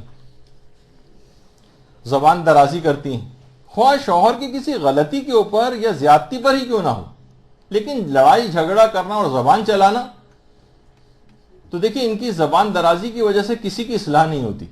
ٹھیک ہے شوہر وقتی طور پر دبا ہوا نظر آ جاتا ہے، جیسے آپ کو شعر نظر آ رہا ہے اس وقت، لیکن یہ کہ کوئی اصلاح نہیں ہوتی، گھر جہنم کا نمونہ بن جاتا ہے. پیغمبر جب بھی فرماتے تھے کہ اگر ان بری عورتوں نے اپنی اصلاح نہ کی تو انسانی شکل میں حیوان کی مانند ہے. اچھا بالفرض اگر یہ مس میچ ہو جائے، شوہر بعض اوقات خراب نکل جاتے ہیں، تو یہ عورت اس طور پر اب زندگی بسر کرے، برداشت کرے اس کو، اگر اس کو حضرت آسیہ کا ثواب لینا ہے، ایسی عورت کو حضرت آسیہ کا ثواب دیا جائے گا. اور اگر بیوی خراب کسی کی آ جائے، مس میچ ہو جائے جیسے میں نے کہا، تو اس مرد کو حضرت ایوب کے برابر ثواب دیا جائے گا. یہ گزار جائے اس ٹائم کو بنسبت اس کے کہ لڑائی جھگڑوں کے اندر زندگی گزارے، یا طلاق دینا ہے تو وہ خیر اس کے الگ مفاسد ہیں، لیکن اگر نہیں بالکل ساتھ رہ سکتے تو ان گناہوں سے بہتر ہے کہ آپ طلاق دے کے الگ ہو جائیں. لیکن رہیں گے بھی ساتھ ہی اور اتنے ہی لڑائی جھگڑے، ہنگامے اور غیبتیں اور تمام گناہوں کے ساتھ، تو پھر وہ ثواب آپ کو نہیں مل پائے گا جو حضرت ایوب کا جو ثواب ہے. حضرت ایوب ان کی قبر کے متعلق کہا جاتا ہے، کچھ 3 جگہوں پہ ان کی قبر کا احتمال ہے، شام میں، ترکی میں، ایک اور جگہ پر. تو بہرحال حضرت ایوب کا ثواب. جب یہ تھا نا صاحب اپنی بیوی سے وہ کہہ رہے تھے کہ ہم دونوں ہی جنتی، کیونکہ تم مجھے دیکھ کر شکر کرتی ہو، میں تمہیں دیکھ کر صبر کرتا ہوں، اور صابر و شاکر دونوں کے لیے جنت کا خدا نے وعدہ کیا ہے.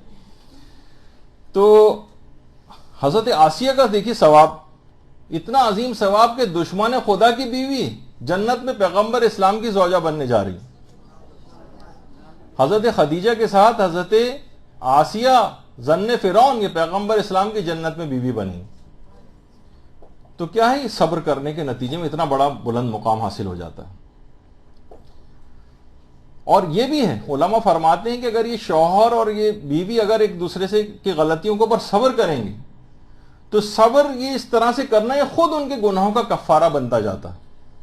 یعنی یہ خود یہ فائدہ آخرت میں آپ کو دلوائے گا، آپ کے گناہوں کا کفارہ بن رہا ہے یہ برداشت کرنا. اور آپ کو پتہ ہے کہ زیادہ تر یہ بھی ہوتا ہے، اس کا بھی خیال رکھنا چاہیے کہ زیادہ دخل اندازی دونوں طرف کے خاندان نہ کریں، کہ اس میں اکثر دخل سسرائیلیوں یا سسرال والوں کا ہوتا ہے. تو دیکھیے رشتہ داروں کے متعلق جس طریقے سے بات کہی جاتی ہے اس کو ذرا تبدیل ہونا چاہیے، کہ اپنے بارے میں کبھی برا نہ سوچو کہ کوئی ٹھیکہ آپ کے رشتہ داروں نے اٹھا رکھا ہے. تو بہت سارے رشتہ دار اس کے اندر گڑبڑ کرتے ہیں اور آ کر فساد انگیز باتیں کر کے دونوں شوہر و بیوی کو بھی لڑواتے ہیں، اور آپس میں لڑائیوں کی بنیاد سسرال والے بھی ہو جاتے ہیں دونوں طرف کے. جیسے کہ روایت میں ملتا ہے نا کہ حضرت حفصہ جو کہ حضرت عمر کی بیٹی تھی، پیغمبر اسلام کی زوجہ، رسول اللہ سے بہت ناچاقی ہو گئی. جنت البقیع میں دیگر ازواج کے ساتھ ان کی قبر بھی. تو پیغمبر نے ان کے باپ کو بلایا حضرت عمر کو کہ وہ آئیں اور آ کر کچھ معاملہ حل کروائیں. وہ آئے اور انہوں نے آتے ہی ایک تماچا حضرت حفصہ کے مارا. پیغمبر اسلام شدید ناراض ہوئے، کہا میں نے تمہیں جھگڑے کو نمٹانے کے لیے بلایا تھا اور تم اس کو مزید خراب کرنے کے لیے آ گئے. پھر رسول نے ان سے اس متعلق کوئی بات بھی نہیں کی اور اٹھ کر چلے گئے. تو عام افراد، یہ تو ایک مثال بیچ میں آ گئی، لیکن عام افراد کے اندر جو اس طرح کے جو اور رشتہ دار ہوتے ہیں بعض اوقات وہ اس طرح سے آ کر معاملے کو مزید خراب بھی کرتے ہیں. تو سمجھدار جو ماں باپ ہوتے ہیں وہ بچوں کو لڑائی جھگڑے سے اس لحاظ سے بچاتے ہیں، گھر کو ماحول کو خراب ہونے سے بچاتے ہیں، تو اس کے نتیجے میں بچے جو ہیں بہت ان کے بہتر ہوتے ہیں پھر ان بچوں کے مقابلے میں جہاں لڑائی جھگڑے زیادہ ہوتے ہیں. خیر بچہ اب شکم مادر میں آ گیا. تو روایت میں یہ علماء بیان فرماتے ہیں کہ جب بھی بچے کی حرکت محسوس ہو، بچہ ککنگ کرتا ہے، جب بھی بچے کی حرکت محسوس ہو تو اپنے پیٹ پر ہاتھ رکھ کر وہ جو ماں ہے وہ ایک تو درود پڑھے، اللہم صلی علی محمد و علی محمد،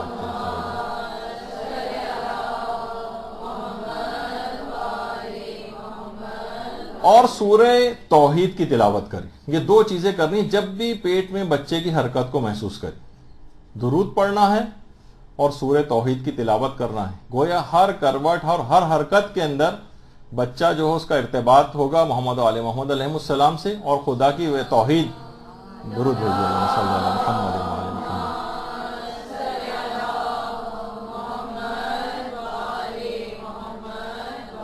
وہ اس کے اندر راسخ ہوتی جائے گی. اچھا ماں باپ اس بچے کے اور جو دیگر رشتہ دار ہیں یہ روزانہ کوشش کریں کہ صحیفہ کاملہ سے ماں باپ کی اپنی اولاد کے حق میں جو دعا ہے، جو غالباً شاید 25 نمبر کی دعا ہے، نمبر مجھے اچھی طریقے سے یاد نہیں رہا، تو صحیفہ کاملہ میں ماں باپ کی اپنے بچوں کے حق میں دعا یہ روزانہ پڑھیں. یہ بھی مختصر سی اتنی زیادہ بڑی دعا نہیں ہے، 5-7 منٹ کے اندر ہو جاتی ہے، اور واقعتاً اس کا بھی صرف آپ ترجمہ پڑھ لیں تو آپ کہیں گے مجھے کسی اور دعا کو الگ سے کرنے کی کوئی ضرورت نہیں، اتنی جامع ترین دعا چوتھے امام نے بتائی. اچھا جب بچہ شکم مادر میں آتا ہے بالکل ابتدائی سے اس کی تربیت شروع ہو جاتی. اب وہ ہر اثر قبول کرے گا. یہاں تک کہ جب بھی کہا جا رہا ہے کہ گھر میں لڑائی جھگڑے اور اس کے اندر نہ کریں, جو ماں کی کیفیات ہوں گی وہ بچے پر منطبق ہوں گی. یہاں تک کہ ریئل ٹائم الٹراساؤنڈ جو امیجز ہیں وہ تک جو لی گئی ہیں اس کے اندر جو 3 ڈائمینشنل, تو اس کے اندر بھی ہے کہ اگر ماں غمگین ہے تو ویسے ہی کیفیات بچے کے اوپر اس کے پہ اثر انداز ہوتی. بچہ بھی ویسے ہی نظر آتا ہے. ماں کسی جذباتی دباؤ میں, گھٹن میں ہے تو بچے کے اندر بھی ویسی ہی تبدیلیاں نظر آتی ہیں. ماں اگر خوش اور مطمئن ہے تو بچہ بھی اس کے اندر اس میں بہتر تبدیلیاں اس کے اندر نظر آتی. بچہ وہ اثر قبول کر رہا ہوتا ہے. ماں اگر مطمئن ہے بالکل اور کوئی اس کو پریشانی نہیں ہے تو بچے کے اندر بھی کوئی اضطراب نظر نہیں آتا. تو اس طرح سے ذرا سی بھی اس کے اندر کوئی بات ہو, کوئی پریشانی ہو تو بچے کے اندر وہ ریفلیکٹ کرتی.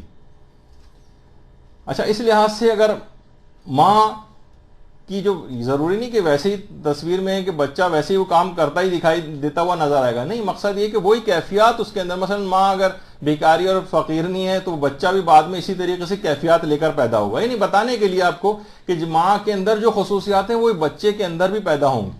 بچہ بعد میں اسی طریقے سے جو ہے وہ بیہیو کرے گا کیونکہ شکم مادر سے وہ چیز لے کر آیا.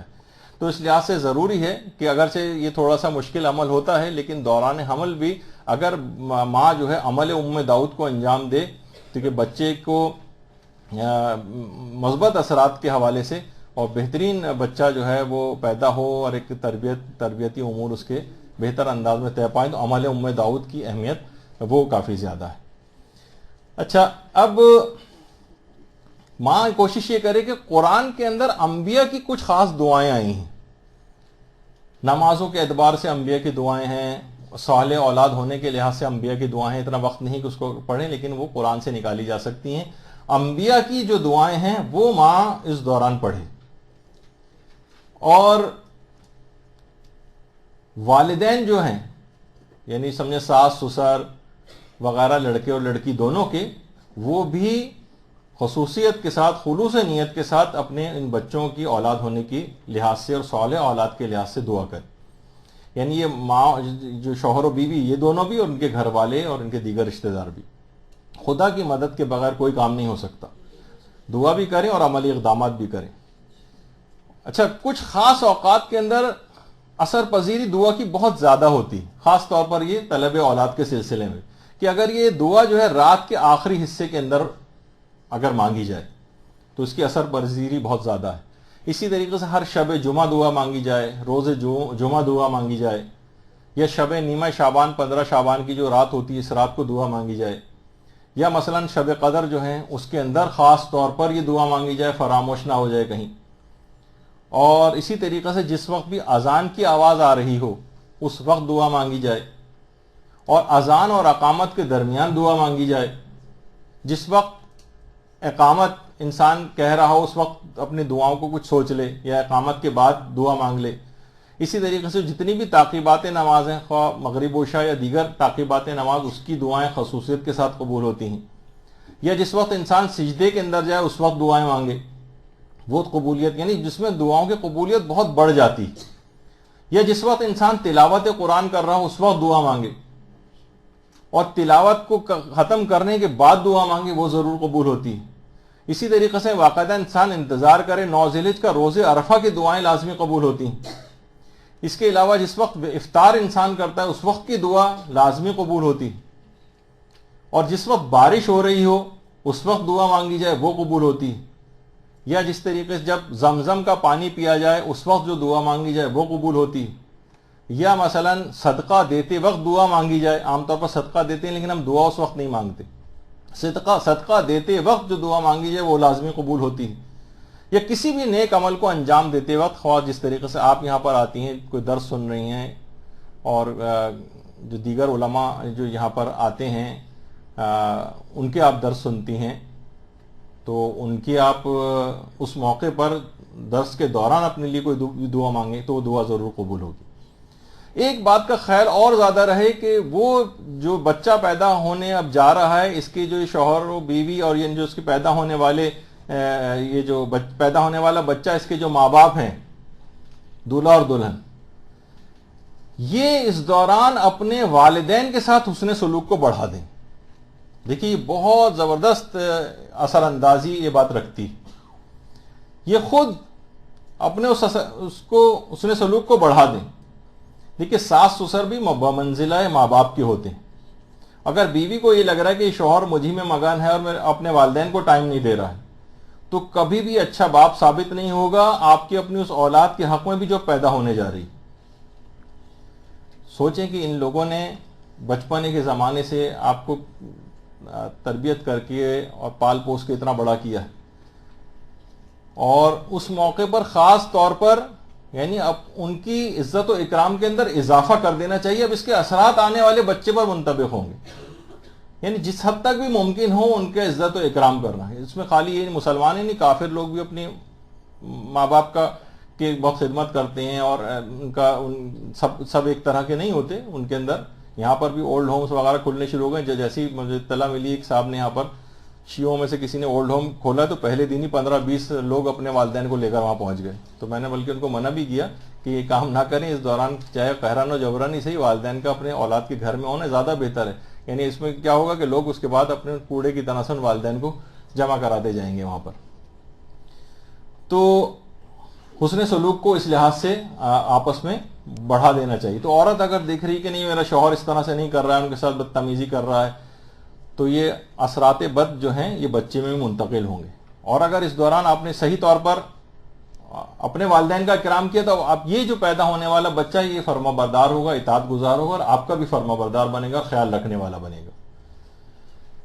اچھا، اب خالی فقط یہ نہیں کہ والدین، بہت سے ایسے دولہا دلہن ہوتے ہیں ان کے والدین انتقال کر چکے ہیں، وہ والدین کے انتقال کے بعد بھی ان کے ساتھ نیکیاں کریں، اور مرنے کے بعد بھی ان کو نیکی اور ثواب جو ہے وہ پہنچاتے رہیں. انتقال کے بعد بھی اس میں ملتا ہے کہ والدین کے 7 حقوق پھر بھی باقی رہتے ہیں، جس میں ایک ہے ان کے لیے دعائیں مغفرت کرنا، ایصال ثواب کرنا، ان کا کوئی قرضہ ہو تو ادا کرنا، ان کی وصیتوں کو پورا کرنا، ان کے جو دیگر رشتہ دار اور عزیز و اقارب ہیں ان کا احترام کرنا، ان کے دوستوں اور عزیز و اقارب کو اگر مدد کی ضرورت ہو تو مدد کرنا، اور وقتاً فوقتاً والدین کی قبر کی زیارت کے لیے جانا.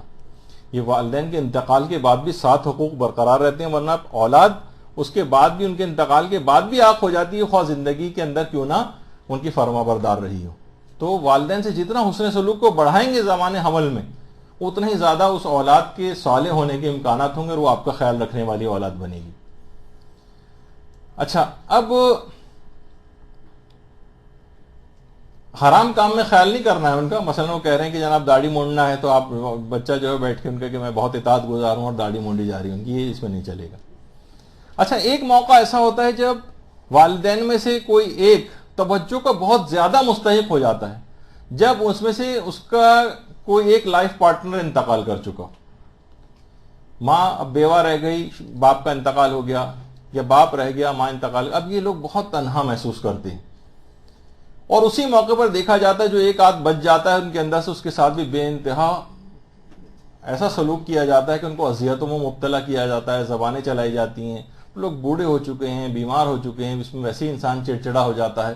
ان کو اذیتوں میں مبتلا کرنا کہ ماں رو رہی ہے، چلا رہی ہے، اور وہ جو بچہ لڑکا جو ہے اس کا دولہا جو ہے وہ اپنے والدین کے اوپر جو ہے وہ چلا رہا ہے اس انداز سے، تو سخت برے اثرات اس پیدا ہونے والے بچے کے اوپر منطبق ہوں گے. تو اگر کوئی ایک رہ گیا، اس وقت ان کی دلجوئی کی پہلے سے زیادہ ضرورت ہوتی ہے، ان کو خوش رکھنا پہلے سے زیادہ ضروری ہو جاتا ہے. تو اپنے والدین سے نیکی کو بڑھا دینا چاہیے. اچھا، بوڑھے جو والدین جو ہوتے ہیں بہت چھوٹی سی کسی بھی چیز سے خوش ہو جاتے ہیں، بہت زیادہ ان کے ساتھ نہیں کرنا پڑتا، یہ بات یاد رکھ لیجیے. بہت چھوٹی سی چیزوں سے خوش ہو جاتے ہیں. اب ذرا سا آپ کا خیال رکھنے سے خوش ہو جائیں گے، ہر دفعہ آپ ان کے لیے کوئی چھوٹا سا کام کر دیں خوش ہو جائیں گے، ہر دفعہ آتے جاتے باہر سے آتے ہوئے کوئی چیز لیتے آئیں ان کے لیے، آتے جاتے کچھ دیر ان کے پاس جا کر بیٹھ جائیں، یہ ان کے لیے بہت ہوتا ہے. ان کے لیے دواؤں کا خیال رکھ لیں، ان کی غذا کا خیال کر لیں. کبھی وہ بہو جو ہے آتے جاتے اپنی ساس کو بتا کر چلی جائے میں کہاں جا رہی ہوں، تو اس کے لیے یہ بھی بہت ہوتا ہے. وہ اوروں سے بھی ذکر کرتی پھرتی ہیں کہ دیکھیں وہ مجھے بتا کر آتی جاتی. تو زیادہ نہیں کرنا پڑتا. ایک میں اپنا پرسنل بھی ایکسپیرینس بتاؤں، خود میرے اپنے جو بھائی ہیں وہ روزانہ والدہ سے 1 گھنٹہ فون کے اوپر بات کرتے ہیں. اگر اکثر والدہ مثلا تنگ بھی ہو جاتی ہیں ان سے، لیکن ان کا دل بڑا ہو جاتا ہے. 1 گھنٹہ روزانہ سوچی فون پہ بات کرنا. اہمیت دینا ایک بڑی بات جو ہے وہ میں اس کو سمجھتا ہوں. تو بہرحال تو بہت معمولی چیزوں سے وہ لوگ خوش ہو جاتے ہیں. تو جتنی آپ کیئر اپنے والدین کی کریں گے اتنی ہی زیادہ آپ کی اولاد آپ کی کیئر کرے گی. اور اگر آپ نے عدم توجہی کا مظاہرہ کیا اور والدین کو مثلا اس طرح کی کوئی صورتحال ہوئی کہ ویسے تو بظاہر ایسا ہے لیکن اس کے بعد ان کو جمع کرا کے کسی جگہ پہ چلے گئے, تو پھر یہ اولاد آپ کے ساتھ بھی عدم توجہی کا, آپ جب بوڑھے ہوں گے تو آپ کے ساتھ بھی ویسے ہی سلوک ہوگا. تو اب دیکھیے جس سے پہلے میں نے کہا کہ ماں اس دوران جو بھی حاملہ ہوتی ہے اور ہر قسم کی الجھن, ڈر, خوف یہ اپنے بچے کے اندر منتقل کرتی ہے. اور یہ بچہ اب جلدی ہمت ہار دینے والا پیدا ہوگا اگر ماں اس ماحول کے اندر بچے کو پرورش کر رہی. اچھا, ایک خوف ایسا ہے جو اس حاملہ کو ہر صورت میں آپ کوشش کریں کہ گھر والے ضرور بچائیں, شوہر, ساس سسر, دیگر گھر والے اسے اس خوف سے نجات دلائیں اس حاملہ کو, اس عورت کو. وہ کیا ہے؟ لڑکی پیدا ہونے کا خوف. خود میں ایک خاتون سے جو دادی ہیں ان سے واقف ہوں کہ خاندان میں کسی بھی جگہ اگر کسی لڑکی کی پیدائش ہوتی ہے تو خبر سن کے بے ہوش ہو جاتی ہیں. اچھا, اب دیکھیے لڑکی کی خبر سن کر بری بری شکلیں بنانا یہ مشرکین کا عمل ہے. سورہ نحل کی 59 والی آیت جا کر پڑھیں کہ جب ان میں سے کسی کو بیٹی کے پیدا ہونے کی خوشخبری دی جاتی ہے, جبکہ روایت دیکھیے قرآن کی آیت میں خوشخبری ہے, اذا بشرا یعنی خوشخبری دی جاتی, تو مارے رنج کے اس کا منہ کالا پڑ جاتا ہے, بس خون کا گھونٹ سا پی کر رہ جاتا ہے, لوگوں سے چھپتا پھرتا ہے کہ اس بری خبر کے بعد کسی کو کیا منہ دکھائے, سوچتا ہے کہ ذلت کے ساتھ بیٹی کو لیے رہے یا مٹی میں دبا دے. دیکھو کیسے برے حکم ہیں جو خدا کے بارے میں لگاتے ہیں.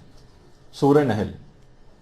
تو یہ بری بری شکلیں بنانا لوگوں کے. اچھا ریئیکشنز اگر آپ دیکھیں, دو بالکل ہے کہ ایک کے ہاں بیٹا پیدا ہوا, ایک کے ہاں بیٹی پیدا ہوئی, تو کس طرح کا لوگ خوشیاں منا رہے ہوتے ہیں بیٹے کی پیدائش پر, اور بیٹی وہ کہنا کہ بیٹا تمہیں اللہ نے تمہیں بیٹا دیا ہے, ادھر جب بیٹی پیدا ہوئی تو کہنے اللہ نے بیٹی دی ہے, کاش نہ ہوئی ہوتی. اور اس طریقے سے ایک سوگ کا ایک سما جو ہے وہاں پر ہو جاتا ہے.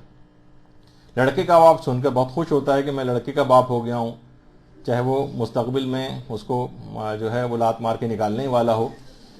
تو لوگوں کو آپ دیکھیں کیسا خوش ہو رہے ہوتے ہیں, پیسے بانٹ رہے ہوتے ہیں, مٹھائیاں بانٹ رہے ہوتے ہیں, چہرے جو فخر سے دمک رہا ہوتا ہے. اس کے مقابلے میں جو لڑکی کے باپ کا چہرہ ہے وہ سیاہ پڑا ہوتا ہے, بیوی کو بھی کوئی خاص توجہ سے نہیں دیکھ رہا ہوتا, بیزاری اس کے آیا ہوتی ہے, لوگوں کی مبارک بادیں میں اس کو تعزیت محسوس ہو رہی ہوتی. لوگ اس کا دل بڑھانے کی کوششیں کر رہے ہوتے ہیں, احادیث سنا رہے ہوتے ہیں, دیکھو بیٹا بیٹیاں رحمت ہوتی ہیں, بیٹے نعمت ہوتے ہیں, نعمت کا حساب ہوگا, رحمت کا کوئی حساب نہیں ہوگا. اس کا دل بڑھانے کی کوشش کرتے ہیں. وہ بھی با تکلف کہہ دیتا ہے کہ نہیں نہیں میری بیٹی بھی میری بیٹے ہی کی طرح ہے. گویا بیٹے کی برتری کا ایک عنصر اس کے دماغ میں بھی پہلے سے موجود ہے کہ انہیں بیٹوں کا درجہ دے کر بلند کرنا چاہتا ہے بیٹی کو ایک لحاظ سے. وہی کیوں نہیں کہتا کہ نہیں میری بیٹی میرے لیے باعث افتخار ہے. تو سورہ نحل میں دیکھیے اسی انداز فکر کو بتایا گیا کہ چہرہ اس کا غم سے سیاہ پڑ جاتا ہے, دل ہی دل میں گھٹتا رہتا ہے کس طرح سے اس خبر کو اپنے قوم سے چھپا لے کسی طرح سے. تو دیکھیے یہ سب چیزیں کیا ہیں, باقاعدہ وہ مشرکین کا مکے کے اندر باقاعدہ مقبرۃ الشبیکہ کے نام سے پورا قبرستان ہے, پتہ نہیں اب ہے یا نہیں کیا, کیونکہ جو کنسٹرکشن وہاں پر ہو رہی ہے اس میں کہیں ختم نہ کر دیا گیا ہو. اس کے اندر یہ وہ ہے کہ جہاں پر زندہ دفن کرتے تھے بیٹیوں کو, وہ آج تک وہ قبرستان جو ہے وہاں پر موجود ہے. اور بیٹی اگر مثلا بڑی بھی ہو جاتی تو بعد میں بھی اس کو مار دیا کرتے تھے. تو بہرحال پیغمبر فرماتے دیکھو لڑکیوں کے سلسلے میں کبھی کراہیت و نفرت کا اظہار نہ کرنا, میں خود ایک لڑکی کا باپ ہوں. ایسے ہی ایک دفعہ تو بہرحال یہ بھی پیغمبر نے فرمایا وہ عورت جس کی سب سے پہلی اولاد لڑکی ہو وہ وہ مبارک ہے, وہ عورت خوش قسمتی اس کی سمجھی جاتی ہے. اور یہاں پہلی دفعہ سے اس کو ایک سٹریس میں ڈال دیا جاتا ہے کہ کہیں بیٹی نہ ہو جائے. ایک ایسا ہی شخص ایک دفعہ آ گیا تھا ہمارے چھٹے امام جعفر صادق علیہ الصلوۃ والسلام کے پاس.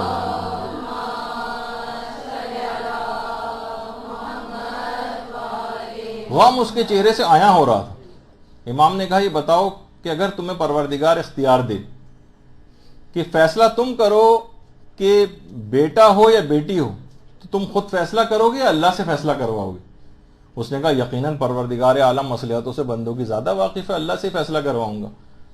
تو کہا کہ پروردگار نے پھر تمہاری مصلحت اس میں سمجھی ہے کہ تمہیں بیٹی عطا کرے، تو اس طرح کے تاثرات تمہارے چہرے کے اوپر کیوں ہیں کہ تمہارے یہاں بیٹی ہوئی تو اس طرح کا؟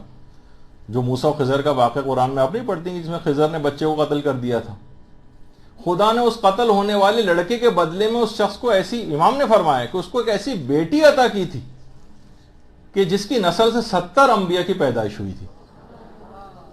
اور قرآن کی جو سورہ کہف کی جو باقاعدہ آیت ہے اس میں طرف اشارہ بھی ہے کہ پروردگار نے ان کو ایک ایسا بدل عطا فرمایا تھا کہ جو لطف و کرم میں اور مہربانی میں اس لڑکے سے بھی بہت زیادہ تھا۔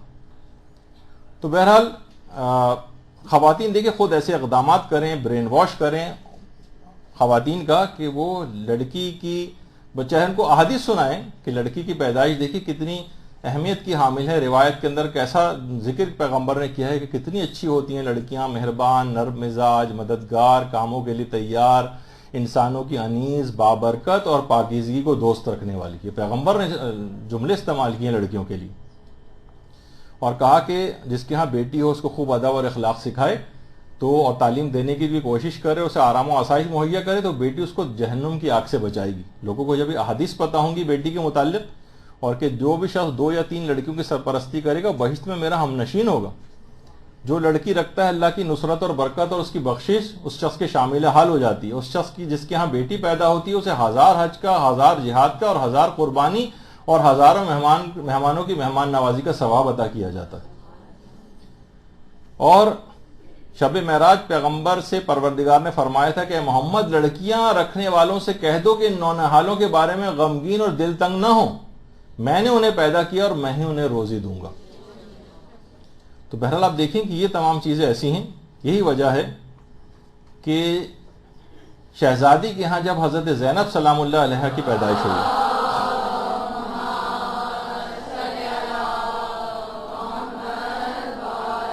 لیکن لوگ صرف بیٹوں کی پیدائش کی دعائیں مانگتے ہیں۔ خاندان اہل بیت میں بیٹوں کے لیے بھی دعائیں مانگی گئی ہیں، ابھی آگے آئے گا تذکرہ، اور بیٹیوں کے لیے بھی دعائیں مانگی گئی ہیں کہ جب شہزادی کے ہاں حضرت زینب سلام اللہ علیہ کی پیدائش ہوئی ہے تو حضرت زہرا نے حضرت امیر سے فرمایا تھا ابو الحسن آپ کو مبارک ہو، پروردگار نے آپ کی دعا سن لی۔ مولا نے دیکھیے حضرت عباس جیسے بیٹے کے لیے بھی دعا کی تھی، مگر وہ حضرت زینب کی پیدائش سے 20 سال بعد کا واقعہ ہے۔ بیٹی کے لیے بھی دعا کی۔ دیکھیے ویسے تو زینب عبرانی زبان کا لفظ ہے، ویسے تو پاکیزگی کے معنوں میں بھی ہے، اور ایک پھلدار اور خوشبودار درخت کو بھی جو ہے زینب کہا جاتا ہے، لیکن اصلاً عبرانی زبان کا ہے۔ عربی میں زین اب یعنی باپ کی زینت، یعنی جب نام رکھنے کی باری آئی تھی تو کہا کہ اے ابو الحسن آپ نام تجویز کیجئے۔ کہا کہ نہیں، رسول اللہ کے ہوتے ہوئے میں کیسے تجویز کر سکتا ہوں نام؟ اور پھر جب رسول اللہ کے پاس یہ معاملہ گیا تو کہا کہ پروردگار عالم کے ہوتے ہوئے میں نام کیسے تجویز کر سکتا ہوں؟ اور پھر پروردگار کی طرف سے زینب نام عطا ہوا تھا۔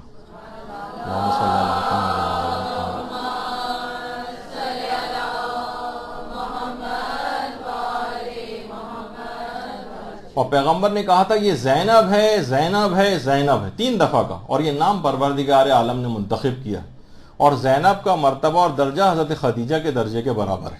یہ پیغمبر کے جملے۔ اللہم صلی اللہ علیہ وسلم۔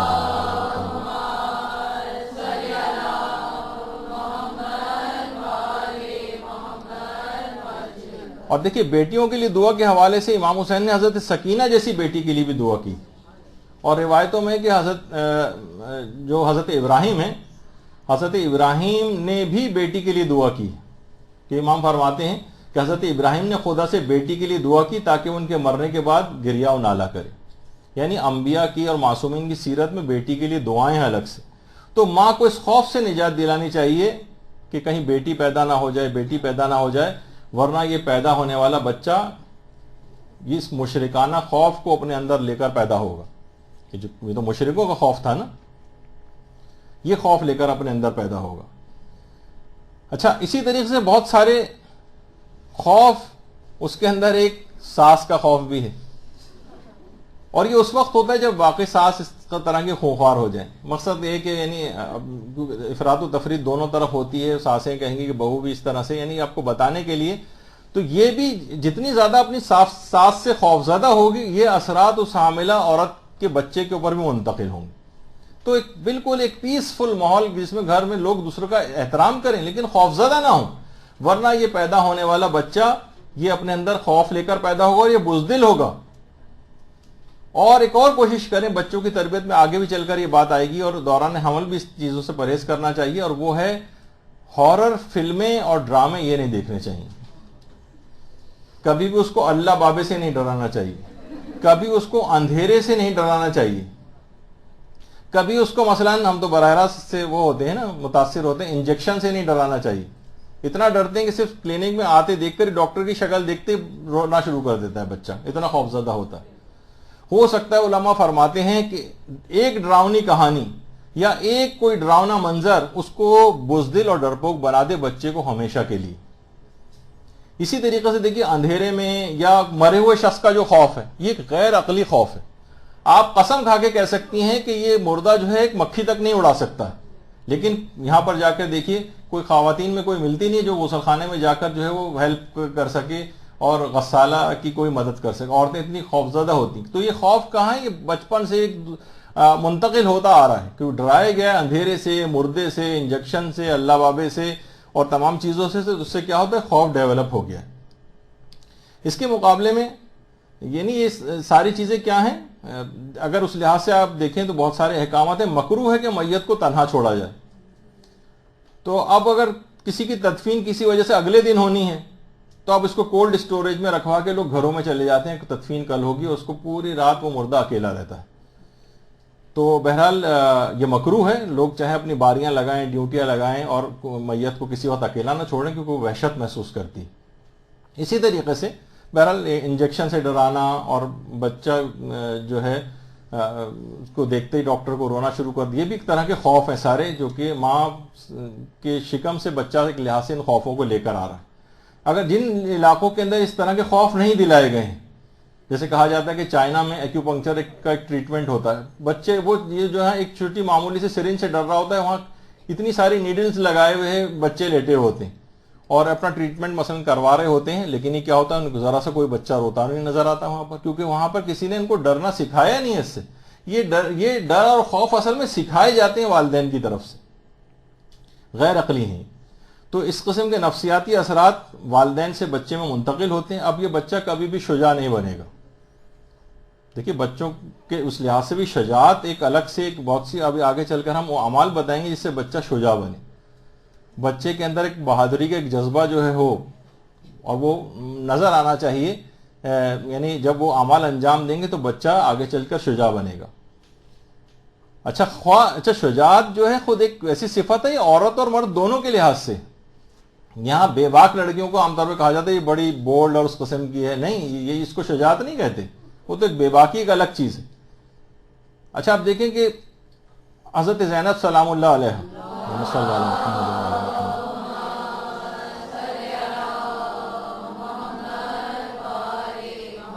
ایک تصور کریں اس عورت کا جس کا سارا خاندان مارا جا چکا ہو، اس کے عزیز و اقارب اور رشتہ داروں کے سر نوکے نیزہ کے اوپر بلند ہو، خود جن بازاروں سے گزر رہی ہو ان تمام جگہوں کے اوپر جو اس کو پتھر مارے جا رہے ہوں، گرم پانی پھینکا جا رہا ہو اس کے اوپر، اور اس کے بعد جب وہ دربار میں آئے تو انتہائی فصیح و بلیغ خطبہ دے. اس موقع پر تو بھوک، پیاس، مصیبتیں، پریشانیاں، آلام، اس کے نتیجے میں تو اس کی آواز بھی نہیں نکلنی چاہیے تھی، لیکن ایسی شجاعت اس کے اندر موجود تھی کہ ایسے فصیح و بلیغ خطبے زینب و ام کلثوم کے وہ سب درباروں میں آپ کے علم میں ہے کہ کس انداز سے وہ اتنے فصیح و بلیغ خطبے انہوں نے دیے ہیں. تو اچھا اب آ جائیے، حاملہ ہر ماہ کے اعتبار سے کچھ اہم اعمال انجام دے گی کہ وہ کیا کرے کیا نہ کرے. ایک چارٹ کی صورت میں انشاءاللہ اگلی نشست سے ہم اس کو آپ کے سامنے پیش کریں گے. یہ وقت اگر نکل گیا اس کا، وہ پھر بہت کوشش کے بعد بھی اس کو واپس نہیں لا سکے گی. اس موقع پر اس کو جو اعمال انجام دے لینے چاہیے، وہ ٹائم مشین میں بیٹھ کے پیچھے نہیں جا سکتی، وہ وقت نکل جائے گا. تو اس کو پہلے سے سیکھنے کی ضرورت ہے. اسی طریقے سے کہ پلاسٹر کے فوراً بعد اگر پانی نہ دیا جائے اور پھر 6 مہینے بعد لا کے پانی دیں تو کبھی بھی وہ عمارت مضبوط نہیں بن سکتی. صحیح وقت پر کرنا بہت ضروری ہوتا ہے. وہ انشاءاللہ ہم اگلی نشستوں سے ان تمام اعمال کا تذکرہ کریں گے. وصلی اللہ علی محمد وآلہ الطیبین الطاہرین. اللجن اللجن يا مولا اللجن اللجن اللجن اللجن اللجن اللجن اللجن يا صاحب السماء اللجن